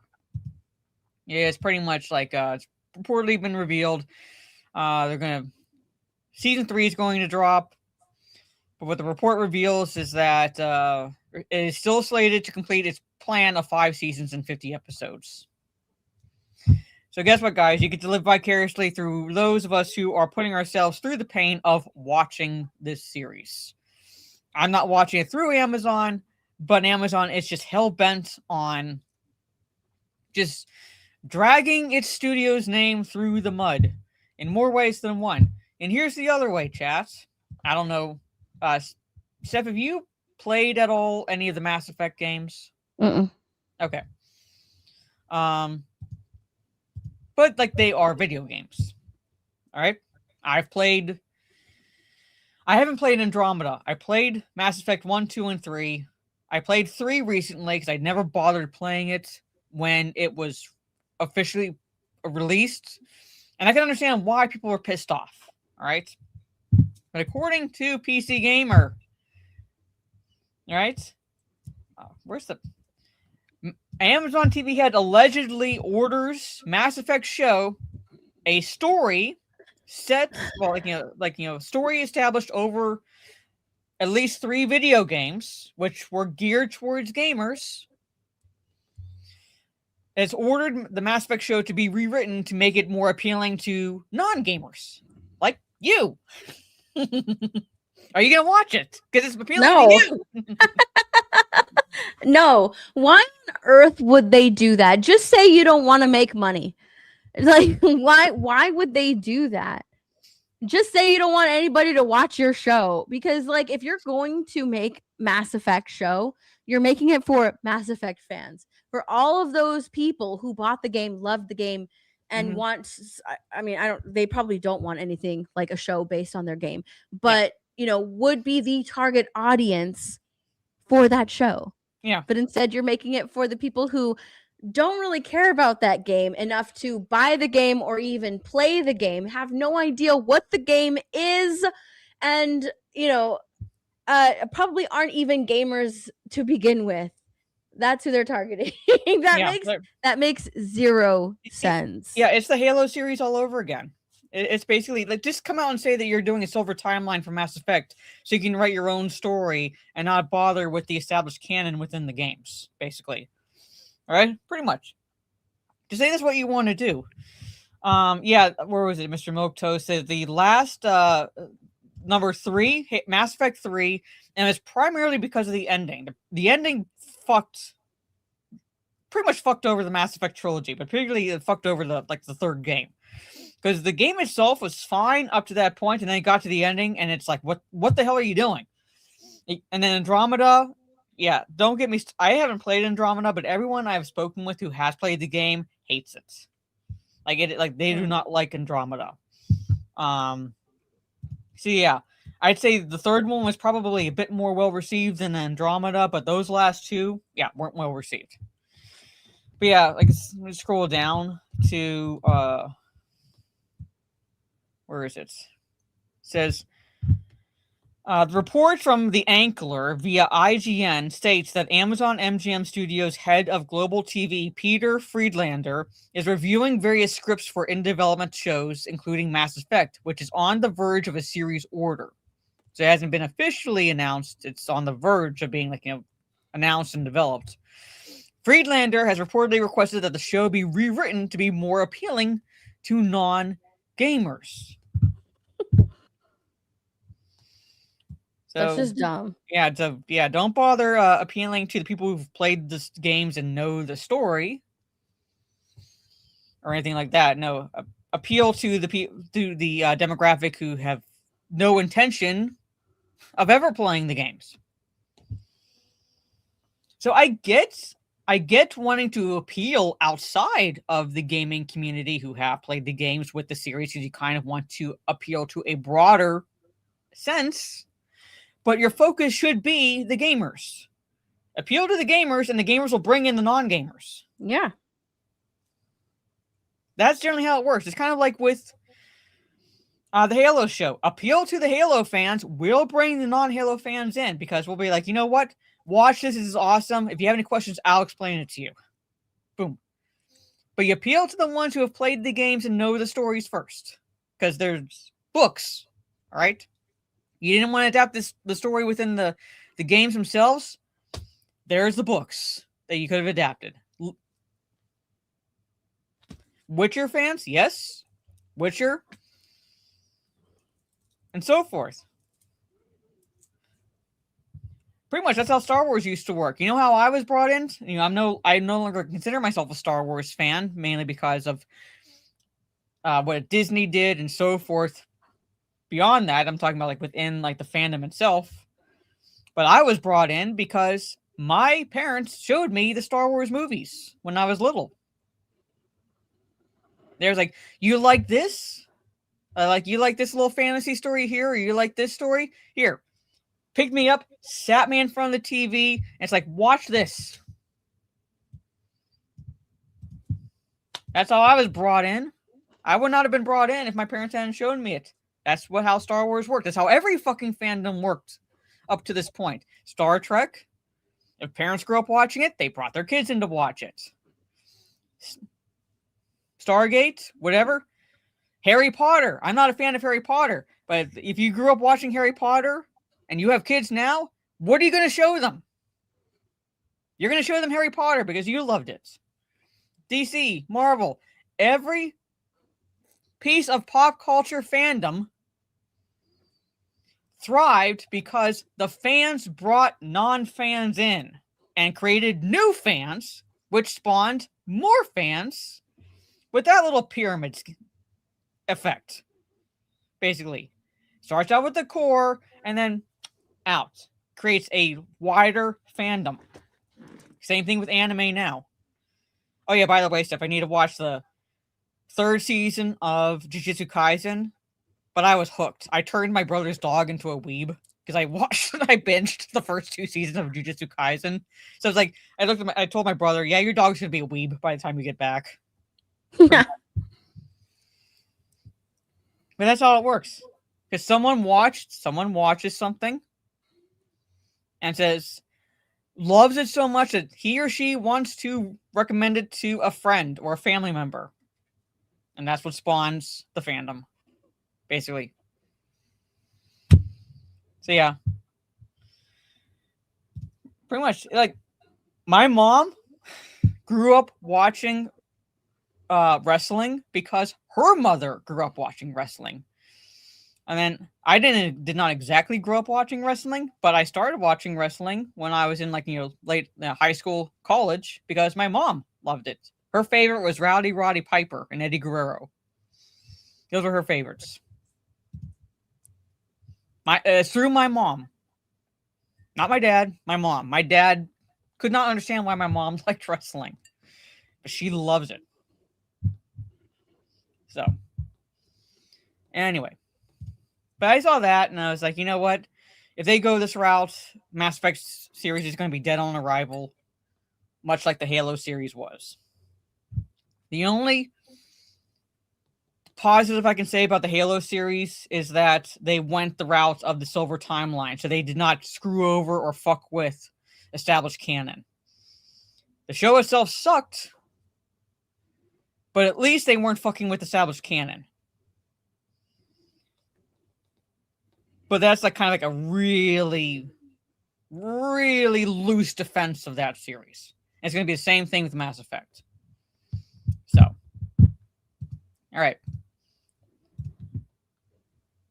Yeah, Steph, you want to talk about what's her name? Millie Alcock, or however you pronounce her last name? Oh, sure. Yeah. Yeah, Steph knows what we're going to be talking about. All right. Yeah. Oh, really quickly, dude. Like this is so funny. This is pretty funny to me, but I hold on. Look, I put out this tweet, okay, and it wasn't supposed to go to a lot of people, but I guess like it kind of did because it has 109,000 likes or views, impressions, but like. It said they knew what they were doing when they wrote that title. Geeks and Gamers prove Millie Alcock's point by getting angry that a woman called out sexist. Now, Geeks and Gamers, right? Like that's pretty much the reason I said they knew what they were doing when they wrote that title. Because when I go over to the Mary Sue, there's nothing about G&G. Like it's not about G&G. There's no quotes from G&G. There's nothing. She put the two words together. Geeks like nerds, right? Like nerds. And like gamers, but she knew what she was doing when she wrote Geeks and Gamers. She doesn't mean the company, the group Geeks and Gamers. She just put Geeks and Gamers, and that's when I was just like, oh, how wow, because that's the only way that the Mary Sue can get any traction, right? If they write titles like that. That's basically that was my point. It's like, that's the only way that they can get any traction is if it's a play on words. Like, oh my gosh, if I put Geeks and Gamers, they're gonna come out and be like, oh, Geeks and Gamers, right? What do they put? That's why they did it. And I was just like, wow, that just shows that Teresa Gray, all those people at the Mary Sue, that your shitty website will not get viewed. Nobody gives a shit about what you write unless you put in some people that are more relevant than you, right? Like nobody gives a shit about you unless you put in Geeks and Gamers, even though you're not talking about G&G. I'm honestly surprised Mary Sue is still around to publish shit. That's like I know. I know, but I was just like, oh wow, that's pretty shitty. Like they knew what they were doing when they wrote that title because that's the only way that they can get clicks. Is if they put something like that in the title, even though this has absolutely zero to do with Geeks plus Gamers, like G&G, nothing to do. But she wanted to put like Geeks and Gamers, like nerds and people that play video games. So instead of writing nerds and people that play video games, prove Millie. Instead of doing that, she put Geeks and Gamers. I was like, wow. But I thought this was so like funny. DC fans prove Millie Alcock's point by getting angry. Yeah, she could have put DC fans, something like that, you know, or fandoms, toxic fandoms, right? Toxic but fandom, no, Geeks and Gamers, no. So, but this, all right. So so I believe the movie's already dead on arrival. I've seen like little hype at all for the Supergirl movie. I saw like people like saying like, oh, like you're wrong, it's not going to be like Guardians of the Galaxy, like you're reading too much into it. And then when it's revealed that it is like Guardians of the Galaxy, and it's like they turn around and go, oh, but like that, that's a good thing. The cope is real with this movie. The movie hasn't even dropped yet, and the cope is already fucking real with this movie. All right, so it shouldn't be good that it's like Guardians of the Galaxy, because Guardians of the Galaxy is Marvel, not DC, pretty much. So it shouldn't be like that, but like the cope, like I said, is real. Yeah, movie's cooked.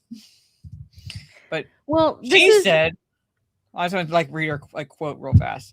It definitely made me aware that simply existing as a woman in that space. I'm a DC fan. You're a DC fan, Steph. We exist in this space. It's something that people comment on. We have become very comfortable having this weird ownership of women's bodies. I think she looks like a female Jake Lloyd, but go ahead, Steph. And this is a woman saying that to another woman. Like, you look like I see Jake Lloyd in your face. But go ahead, Steph. This is just on par for the course for these woke actresses, right? They start talking about ownership of people's bodies, but besides that, all right, besides the wokeness in their brain and how they're raised to believe all of this crap, all that misogyny and sexism is everywhere. This is just the Hollywood playbook, and if they're doing this, if she's doing this, putting out this quote and doing this article.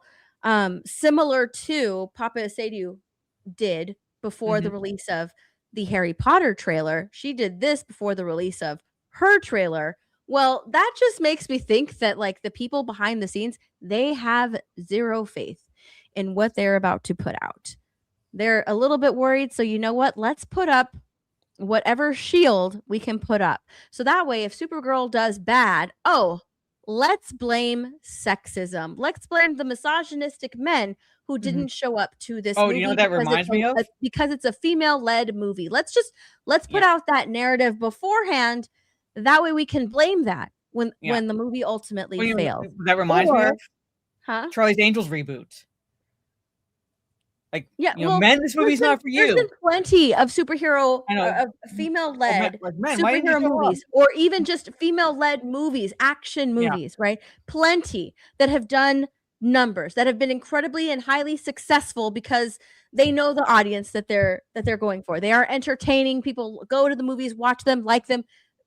Everything is great. However, nowadays, they've spent so much time trying to turn women into men that that's just not what we want to see. We don't want to see the girl power movie. We don't really care about that. You're not going to get women into the seats by turning women into men. Like that's not going to work. It hasn't worked. It's not going to work. The only thing that they always fall back on is the Captain Marvel movie. Oh my God, it made $1 billion. Sure, but it was also sandwiched between two of the biggest superhero movies of all time. Okay, and you were fans were told they had to watch it. Almost to understand they had spent years and years and years and years training their audience. You need to see the next one in order to keep up with the next movie, in order to keep up with the next movie, because all of these movies eventually lead together. So they have spent years training their audience that the next movie is incredibly important. So you need to go and see Captain Marvel. And that is why so many people went to see Captain Marvel, because at the end of Infinity War, everybody gets dusted. And oh my goodness, the entire Marvel fandom were like, what the heck? Okay, I totally need to go and see Captain Marvel because this is important. And that movie ended up being shit. It ended up being girl boss, like feminist movie on stream. Like it was a ridiculous follow-up to Infinity War. But the movie that they made was so dumb that they almost had to put it there. Like they really did, honestly. They had to put it there. That movie was terrible, though. That movie was garbage. But the only reason it made money was because it was sandwiched between Infinity War and Endgame. That was it. That's the only reason that movie made money. Marvel spent years and years and years training their audience to go and see the next thing. And after that huge, after the failure of the superheroes to stop Thanos, people were like, okay, I got to go see Captain Marvel. That's it. It wasn't because people loved that character. It wasn't because people loved Brie Larson. It wasn't because people were so invested in the Captain Marvel lore. No, it was because it came after Infinity War. That's it. So the one thing that they fall back on, oh my gosh, Captain Marvel. It's almost like it didn't deserve the money it made, to be, if I'm being 100% truthful. It didn't deserve the money it made. So her coming out and being like, oh, so now if they say that, oh, this failed because of misogynists who were treating Millie Alcock bad throughout the entirety of like the filming and the promotion. Blah, blah, blah, blah. The movie failed, so they're going to blame misogyny and sexism. That's just the Hollywood playbook at this point. And like when Papa Asadu came out with his article, I put out this tweet, right? Because he has been cast as Snape. The abuse fuels me. The backlash is happening. And then, his reveal as Snape. This is just the Hollywood playbook. They either race swap a beloved character or, it's a girl boss movie, whatever. Fans reject it.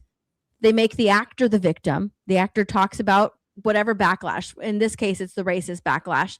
They release the trailer featuring the race swap character, and they use the actor's whatever. In this case, the race as a shield for criticism And in Millie Alcock's case, it's going to be the fact that she's a woman. That's it. They're going to use the fact that she's a woman to shield for criticism because they're going to blame sexism and misogyny, and it's already started. Yeah, I'm saying, like, they always blame the men and they ignore the women who also did not bother to go see the movie. And it's not because of it being female led for obvious reasons, is because, well, the movie looks bad. We're not going to waste our money on something that we have a feeling we are not going to like. We do not like how the direction is going or anything like that. So we have our reasons, but no, it's always going to be the sexists who are the reason that the movie did poorly. Like I said, when I brought up the Charlie's Angels reboot, basically, I remember the titles, like 2 articles, so you can like find them and put them side by side. Whereas like one headline before the movie drops is telling men this movie is not for you, basically, because of the female empowerment shit and all that with this movie. Right? So men are like, we're being told, okay, it's not for us, so we're not going to spend money to buy tickets to watch this movie. And then literally the movie bombs at the box office. And the next headline is, basically, men, where were you? And men are like, you told us it's not for us. So why would we bother going to see it? Like, so we're going to spend money on something that, that is, 1, not telling us it's not for us, and 2, that we're actually interested in watching. And I'm going to also say that before Captain Marvel, basically, well, I should say, well before 2015, because I think it really started with 2015. That little, like, if you don't like it, if you have a problem with this, you're sexist and so forth. I'm going to say some characters that I know men also like. Ellen Ripley, Sarah Connor, Beatrix Kiddo, aka the Bride, from Kill Bill movies. All right. Celine from Underworld. Alice. The movies were shit, but Alice from Resident Evil movies. Okay. Sidney Prescott from Scream. Why am I blanking on?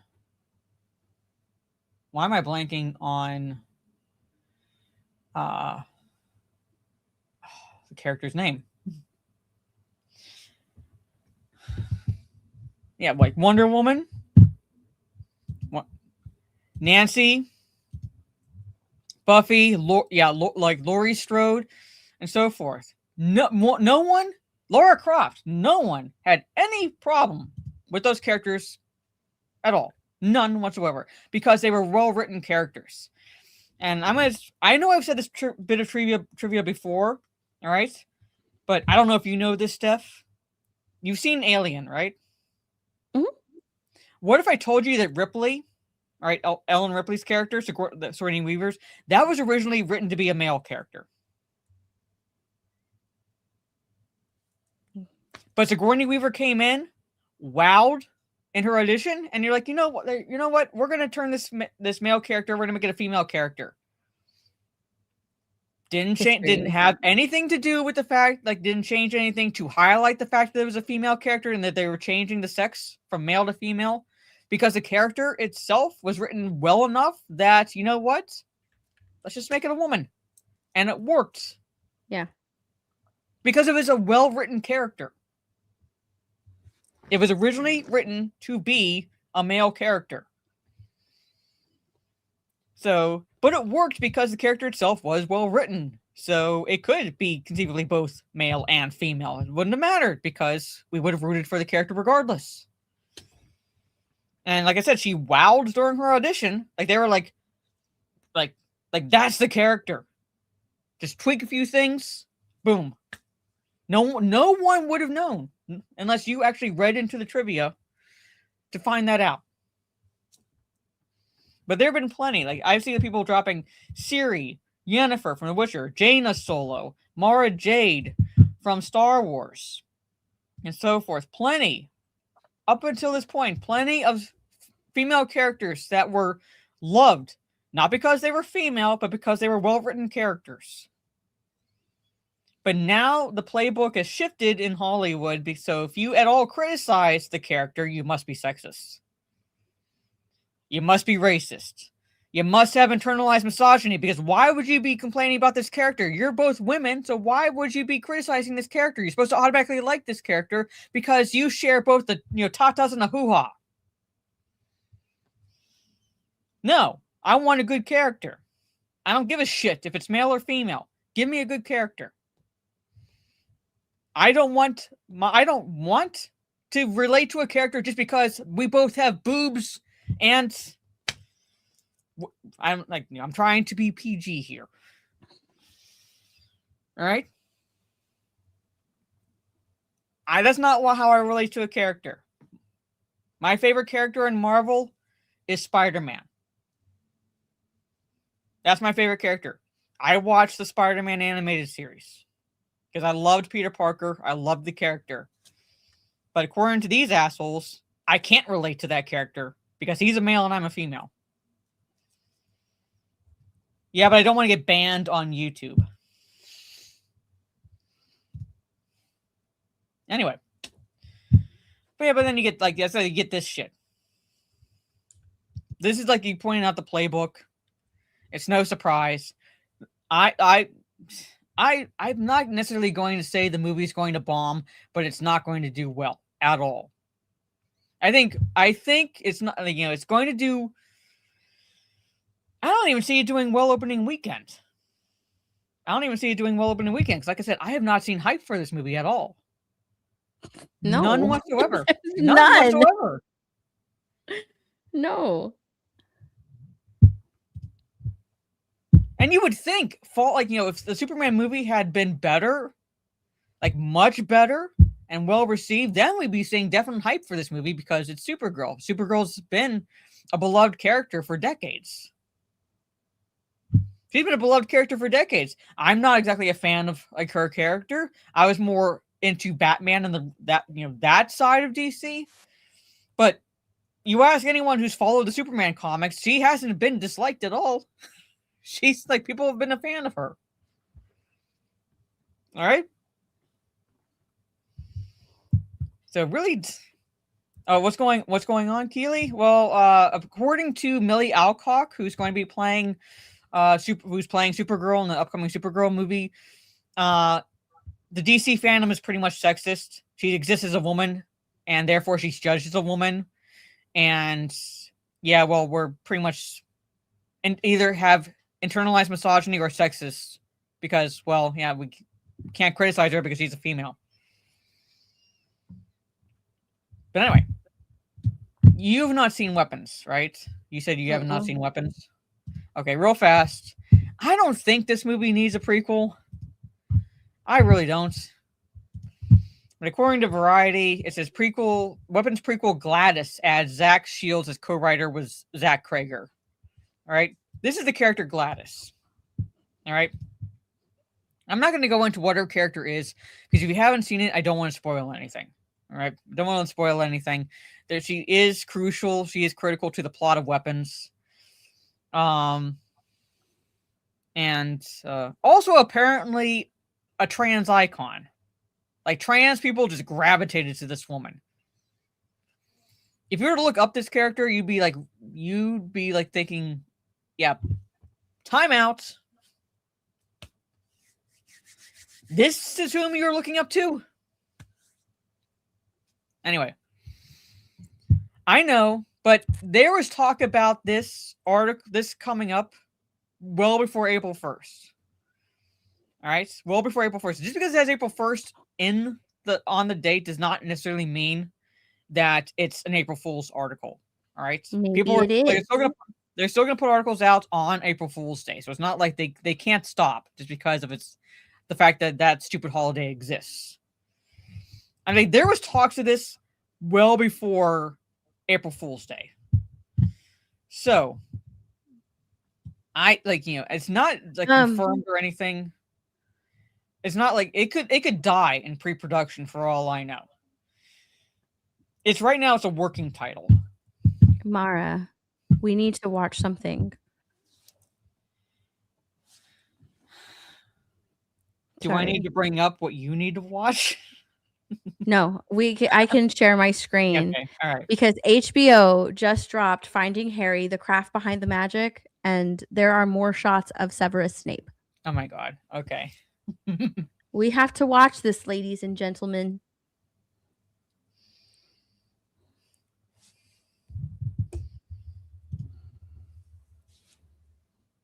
Hold on, let me unmute it. There we go.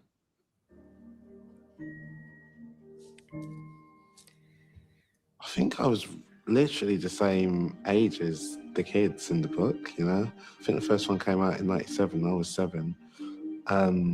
And I was definitely at the age where like the books were still coming out when I This is what I've noticed about this, right? Because there's 5 minutes left in this special. It's not very long. There's 5 minutes left in it. They've gone through costuming. They've gone through practically like the Great Hall and a lot of the characters, casting Harry, Ron, and Hermione, McGonagall, the Great Hall, the creatures, and how they're creating the creatures. They've gone through the food. They've gone through the costuming, and finally, with 5 minutes left, we get to Papa Sedu. at school. So it was actually really intense. I remember reading those books and you wouldn't be able to talk to your mate. Oh my god, it's so dark.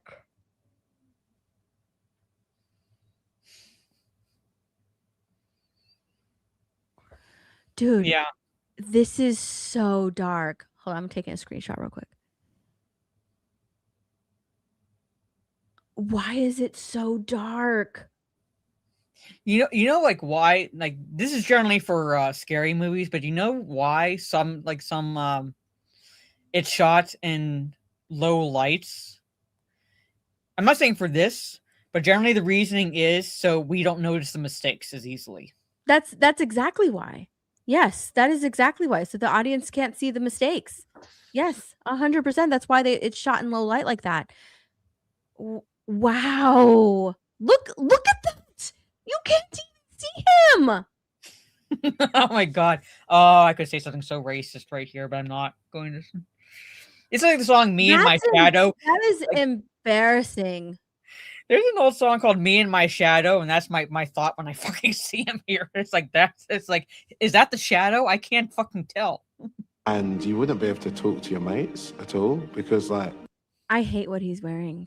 I don't like it at all. Why does it look leather? Have you not seen his first picture? No, I know, but I'm saying like just in general, basically, because I watched the original teaser trailer that came out, and I saw the pictures, and I'm like, why is it leather? Why does it look leather? I don't know. It looks ridiculous. if someone was reading faster than you were, they were going to tell you what was going to happen. And like, these stories were so important at that age. It wasn't worth like the conversation with your mates. I mean, at least this one has buttons. He does not look. Oh. No, and the only way to because Sirius Black has longish hair, and it's like the only way to make it believable by casting a black man is to put him in dreads, which makes it more racist. This looks so bad. At that age, you imagine yourself being a kid at Hogwarts, or you imagine yourself being in Harry's shoes. I remember on one day I came in to see Mark, and they were shooting the scene on platform 9 3/4. And just walking in and seeing the real train, it was like being thrown into the book. It was like being thrown into it. It was real. I mean, if you wanted to be thrown into the book, you could have taken a different role. Like if you respected the book, you liked the world, you know for a fact that you don't fit the part of Severus Snape. No. I have to take another screenshot of like when he's coming into frame. Like that just looks ridiculous, dude.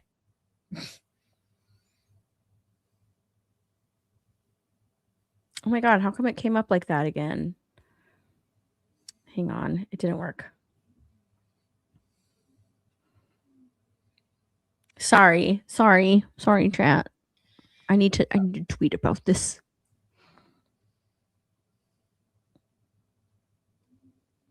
dude, it's No, I'm saying it's like, that's Hollywood. I'm not like defending it. I'm saying like that's what Hollywood does. It's like the same thing with Halle Bailey and the Little Mermaid. Like, it's like rather than like straightening her hair or anything, like they like put it in like those braids, basically, not dreads but braids.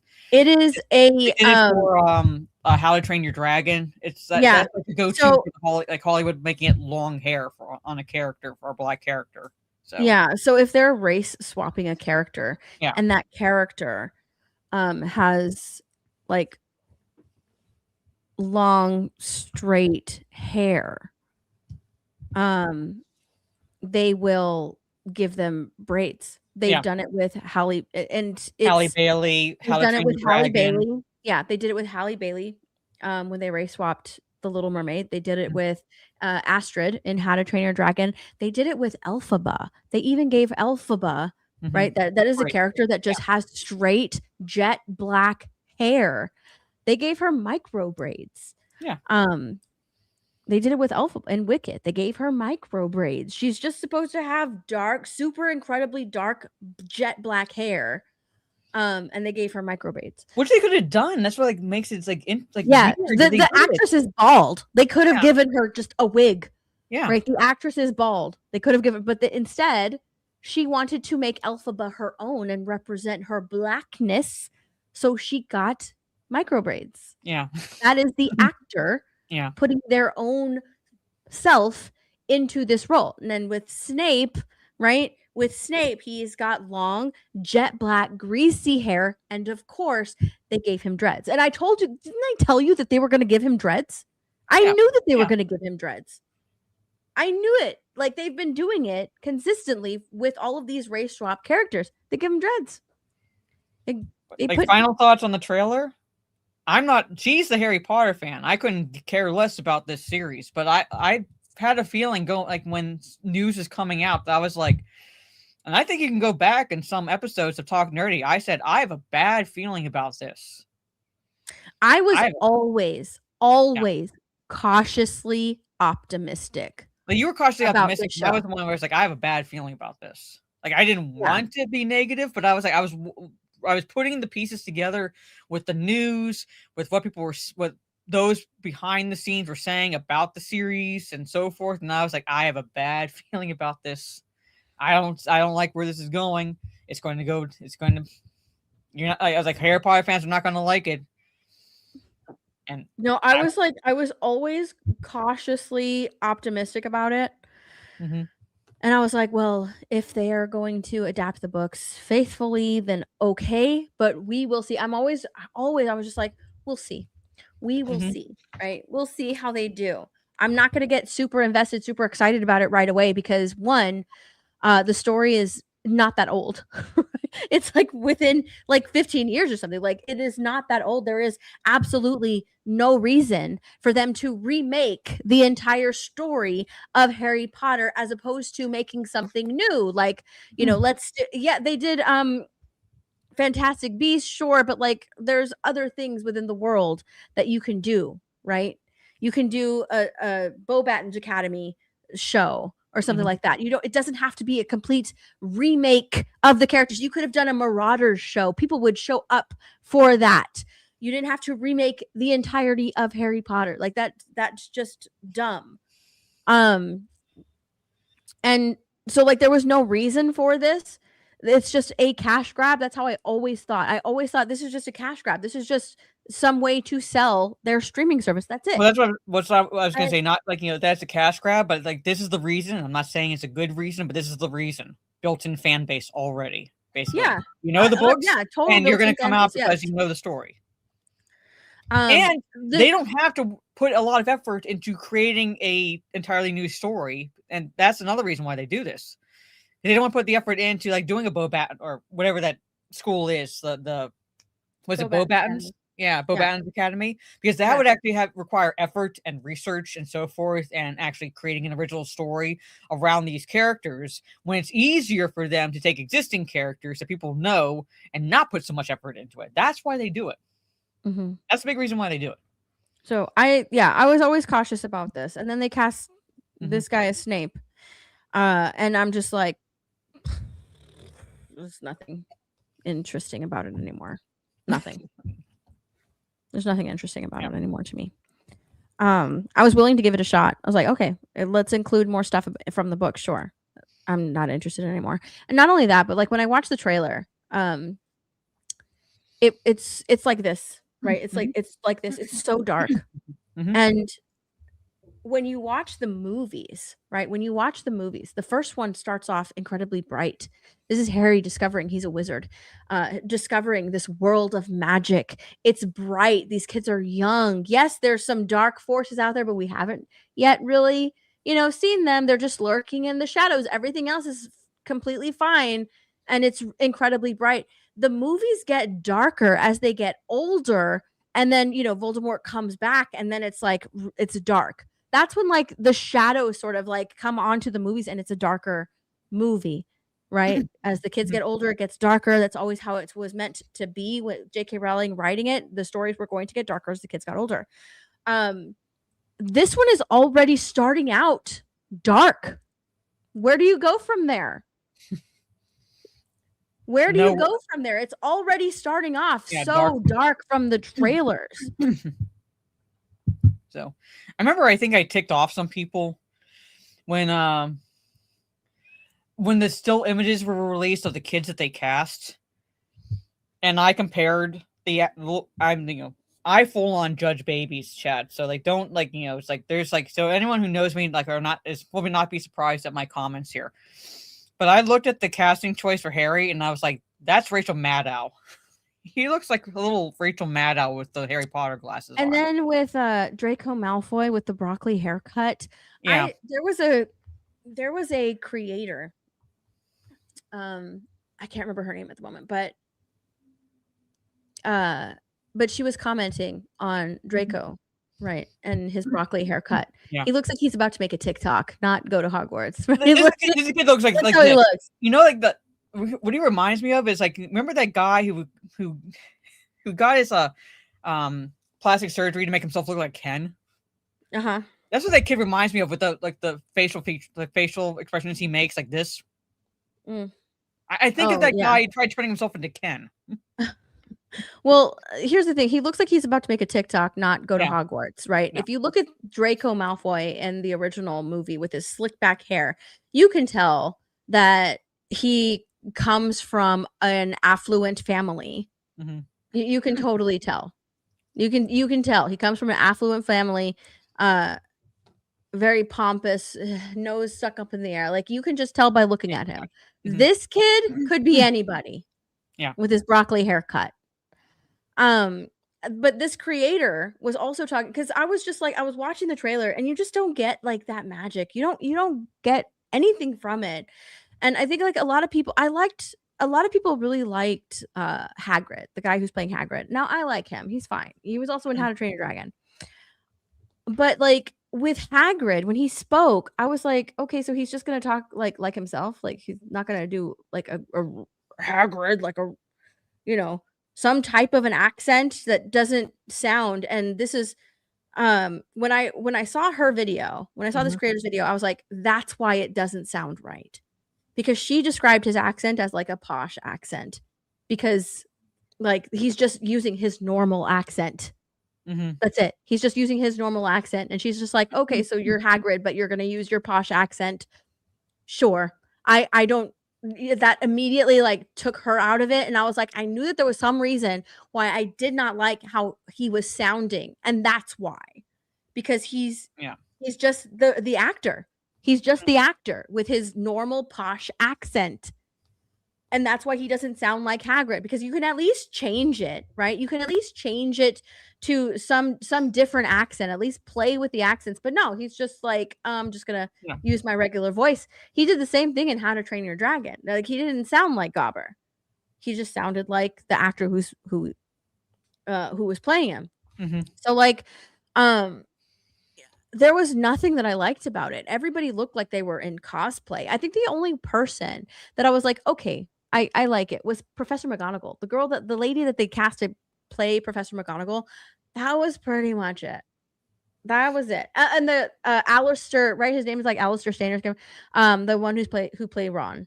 Like that's pretty much it. Mhm. Everybody else, I'm just like, you look like you're in cosplay. This looks like it's a stage play of Harry Potter as opposed to a show, right? As opposed to a big budget show, because isn't every episode like $90 million or something like that, or 100 million? I don't even like. It's crazy. It's obscene. It's obscene. It's obscenely high. It's like $100 million.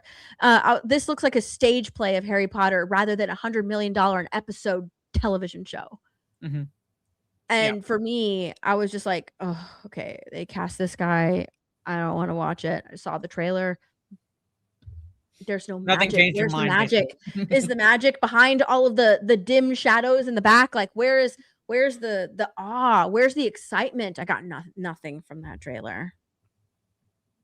Yeah, pretty much. I mean, like I said, I'm not one to speak because, like, so I'm more into reading Tolkien stories and things like that. So I was never really into Harry Potter. I was more reading like not only Tolkien's works but Star Wars and things like that. But I'm watching this and not even the music felt like it was like drawing anyone in. Basically, it didn't even feel like inspired at all, even in the music. And that was like what kind of stuck out to me also, is because you're not supposed to like you're supposed to be intrigued by what you're seeing, but the music is what really invokes the emotions as you're watching whatever teaser it is or what have you, because it's like trying to it'll have certain notes to make you feel happy, and it'll have certain notes for make you feel like, you know, scared or apprehensive and things like that, because like there's different elements within the story that like be tied to the music, and the music felt just uninspiring as well. And to your comment earlier in Trey, where you said like, you know, will Gryffindor be the Bloods?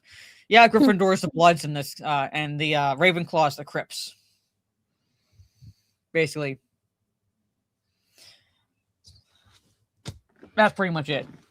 I'm just saying, like, it just doesn't feel like nothing felt even not being a fan, I would have felt something with the music. Like, okay, I'd be intrigued enough to maybe give at least the first episode a chance, but nothing stuck out to me. Nothing. Nope. I don't know. I would say I don't know what they're thinking, but that would imply that they were thinking to begin with when, like, you know, doing this series. And I can, like, every decision I've seen from like every news source has told me that is like, you know, like there's no thoughts behind this other than let's see how much money we can make. That's it. Dude, I'm looking at these, and he's got way too much, like, he's too good looking to be Snape. He's too good looking to be Snape. I think even Alan Rickman was too good looking to be Snape, to be quite honest. Alan Rickman was too good looking to play Snape. And then you've got this guy with his big cheekbones and the thick lips and beautiful skin. I'm just like, this is not Snape. This is not Snape. No. Yeah, fan casting had like Adam Driver, but I think even Adam Driver would have even Adam Driver was too good looking. Like, give me an unknown. Like, give me someone.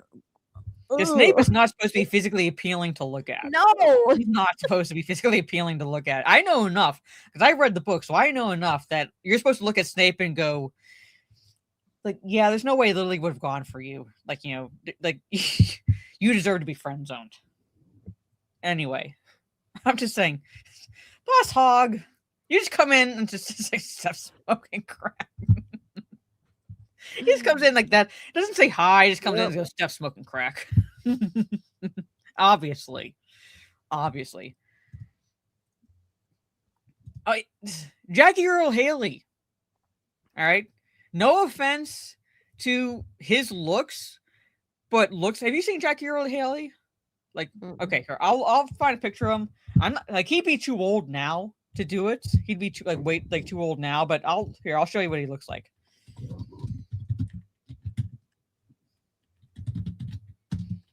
Let's see if I can find a good picture of when he was like,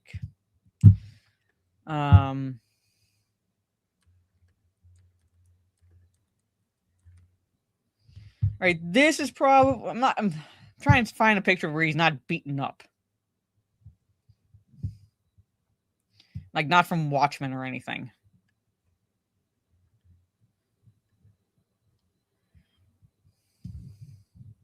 Like a decent picture of him.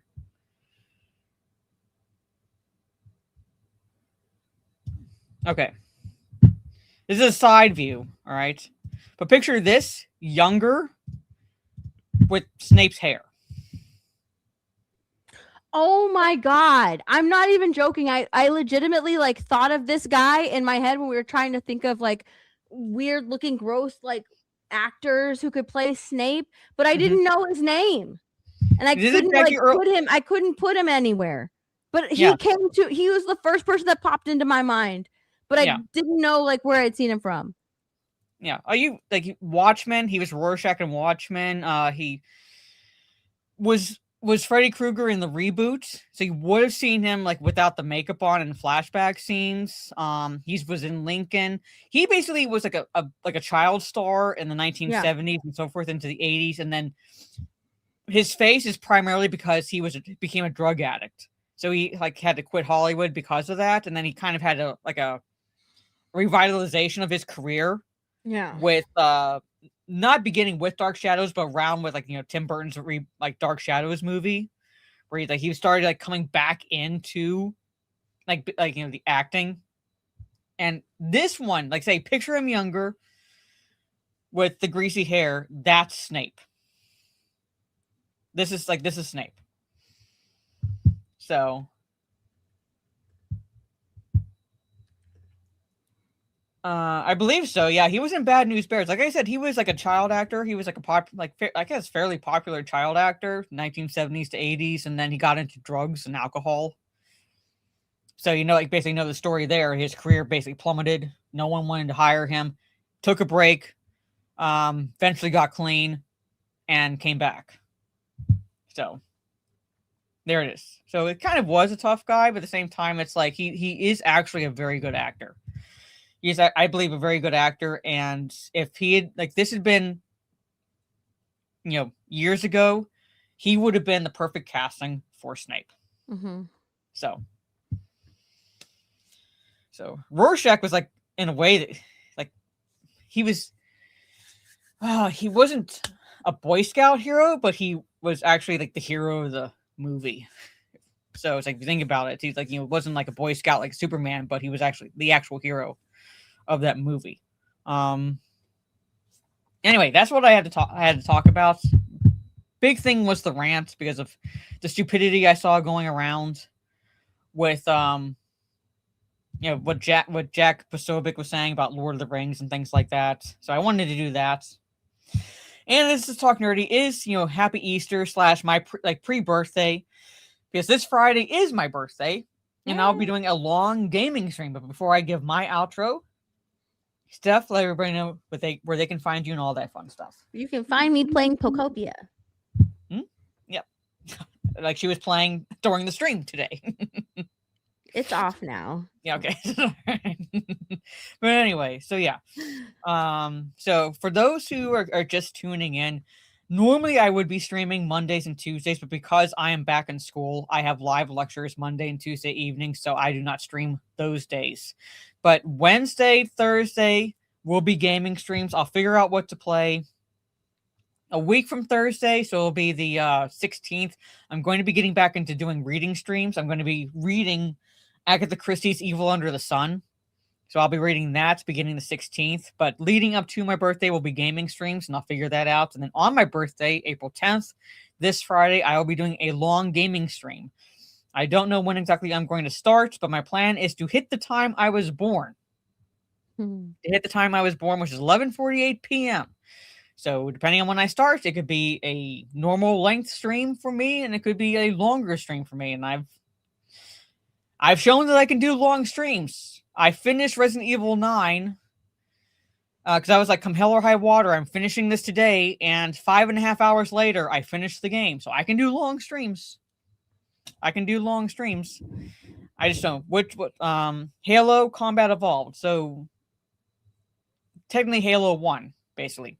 Halo 1. So I'll be playing Combat Evolved this Friday. So, I rage quit Resident Evil 3. It's like they purposely went out of their way. It's like they cut out so much of the original Resident Evil 3 game that they had to make it the difficulty level like artificially difficult. So it's like I didn't feel like I was playing normal mode. I felt like I was playing it on hard or legendary because of like they would just spawn bosses randomly and so forth. And it's just I'm like I rage quit that game. I end up rage quitting that game.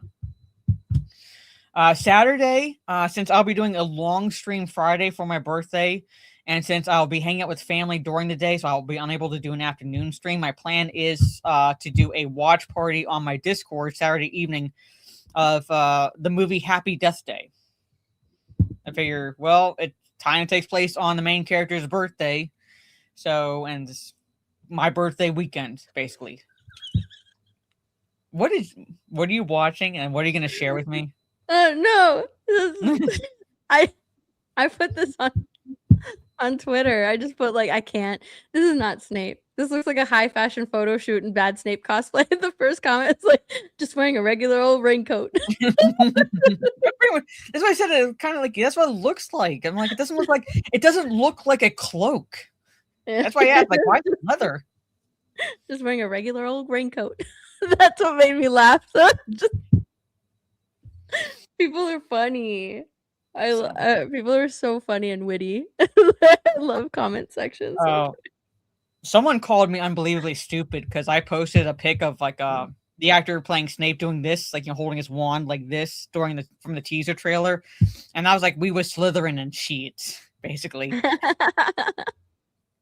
Like he did not like that. Like so I basically quote tweeted him, and I was like, "If you're looking for the person with the stick up his ass, I found it." That's all I said, and I've said a lot worse about other things, and all I did was like, "We were Slytherin and cheats." Cheat. That's what it looked like. Anyway, just wearing a regular old raincoat. Oh my god. Oh, I'm also putting up like little mini videos on Geeks and Gamers Instagram. Hold on, let me show you guys really quickly. If you guys want to go and check those out, leave a like, heart all the videos. That way I can continue to do them. Hold on.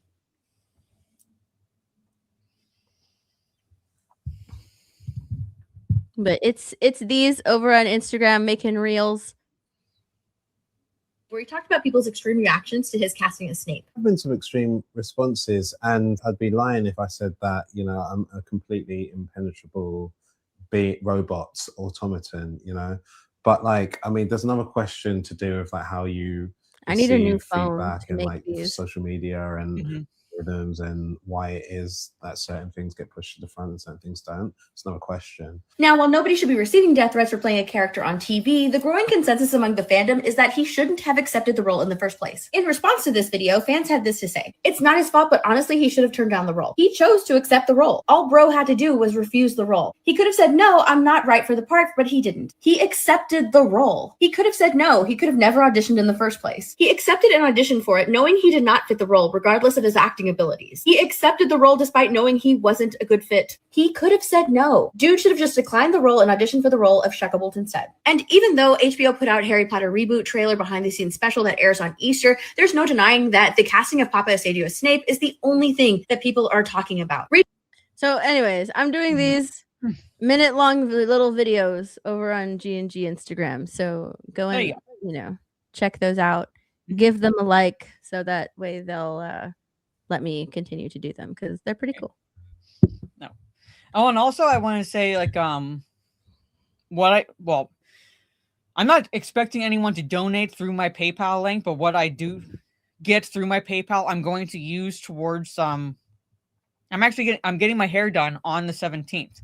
So my hair will be a different shade on April 17th.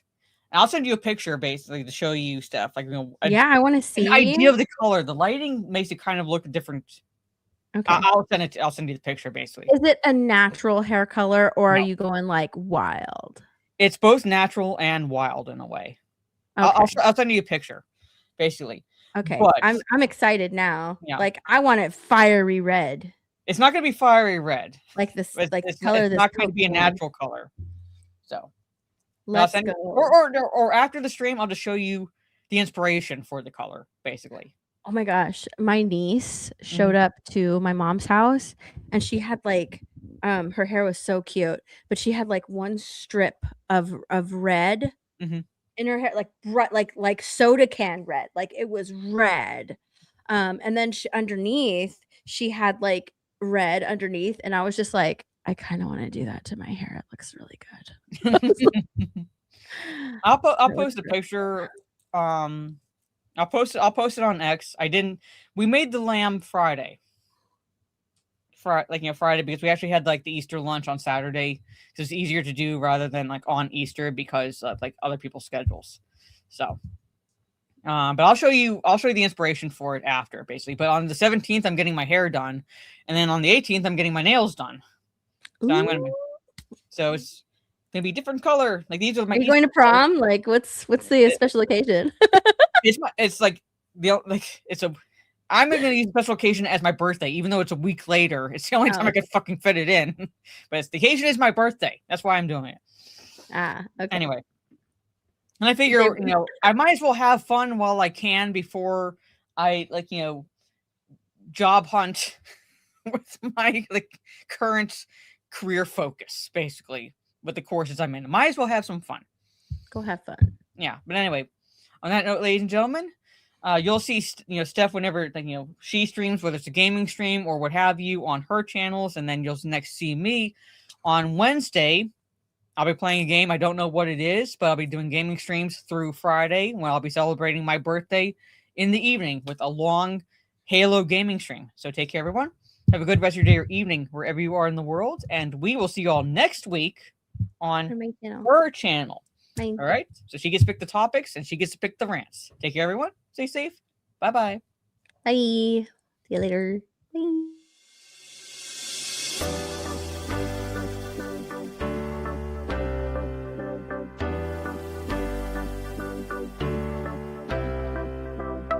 Look at her blowhole. She has a fucking blowhole.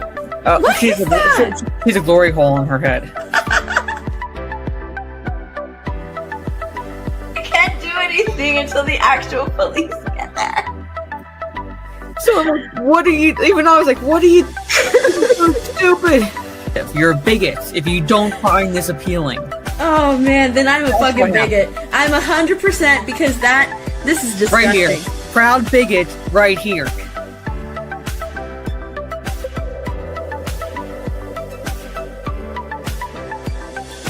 I need to calm down. I think Okay, I'm entertaining the chat. I enjoy King Shark. Found it cute and adorable. Which are words you shouldn't be associating with King Shark. I'm sorry. I'm like literally messaging. Oh. It lasted a little bit long. This stream went on a little too long for Mara's internet. I don't care now. Oh my god, what is this? What happened? I've taken over somebody's studio. And you know what? I'm a little upset. I'm not upset. I'm not upset at all. All right, well, I'm a little upset, but I'm not upset. I'm not upset. You rampant slag. He listens to metal. Oh, I really insulted him. Yeah, you did that. Fantastic Beast rhymes. Fantastic. Jesus, fuck, I can't talk right now. What do you think they do at the Ministry of Magic? I'm just saying you're saying it's been a perfect system for 1,000 years. It hasn't been a perfect system. That's why I'm telling you they have departments in place for anything that were to happen. There's like this place that's like a drive-through daiquiri place.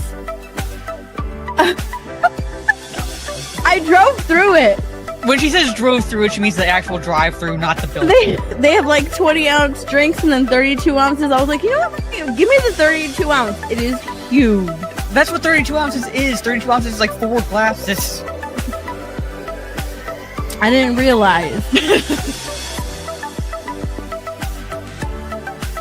Hi, I'm Jason. Oh my and god. This is Momoa. I imagine you did laugh way too hard and too long at this. Mara is my ride or die. I love Mara. I absolutely love that intro. What? Oh my god.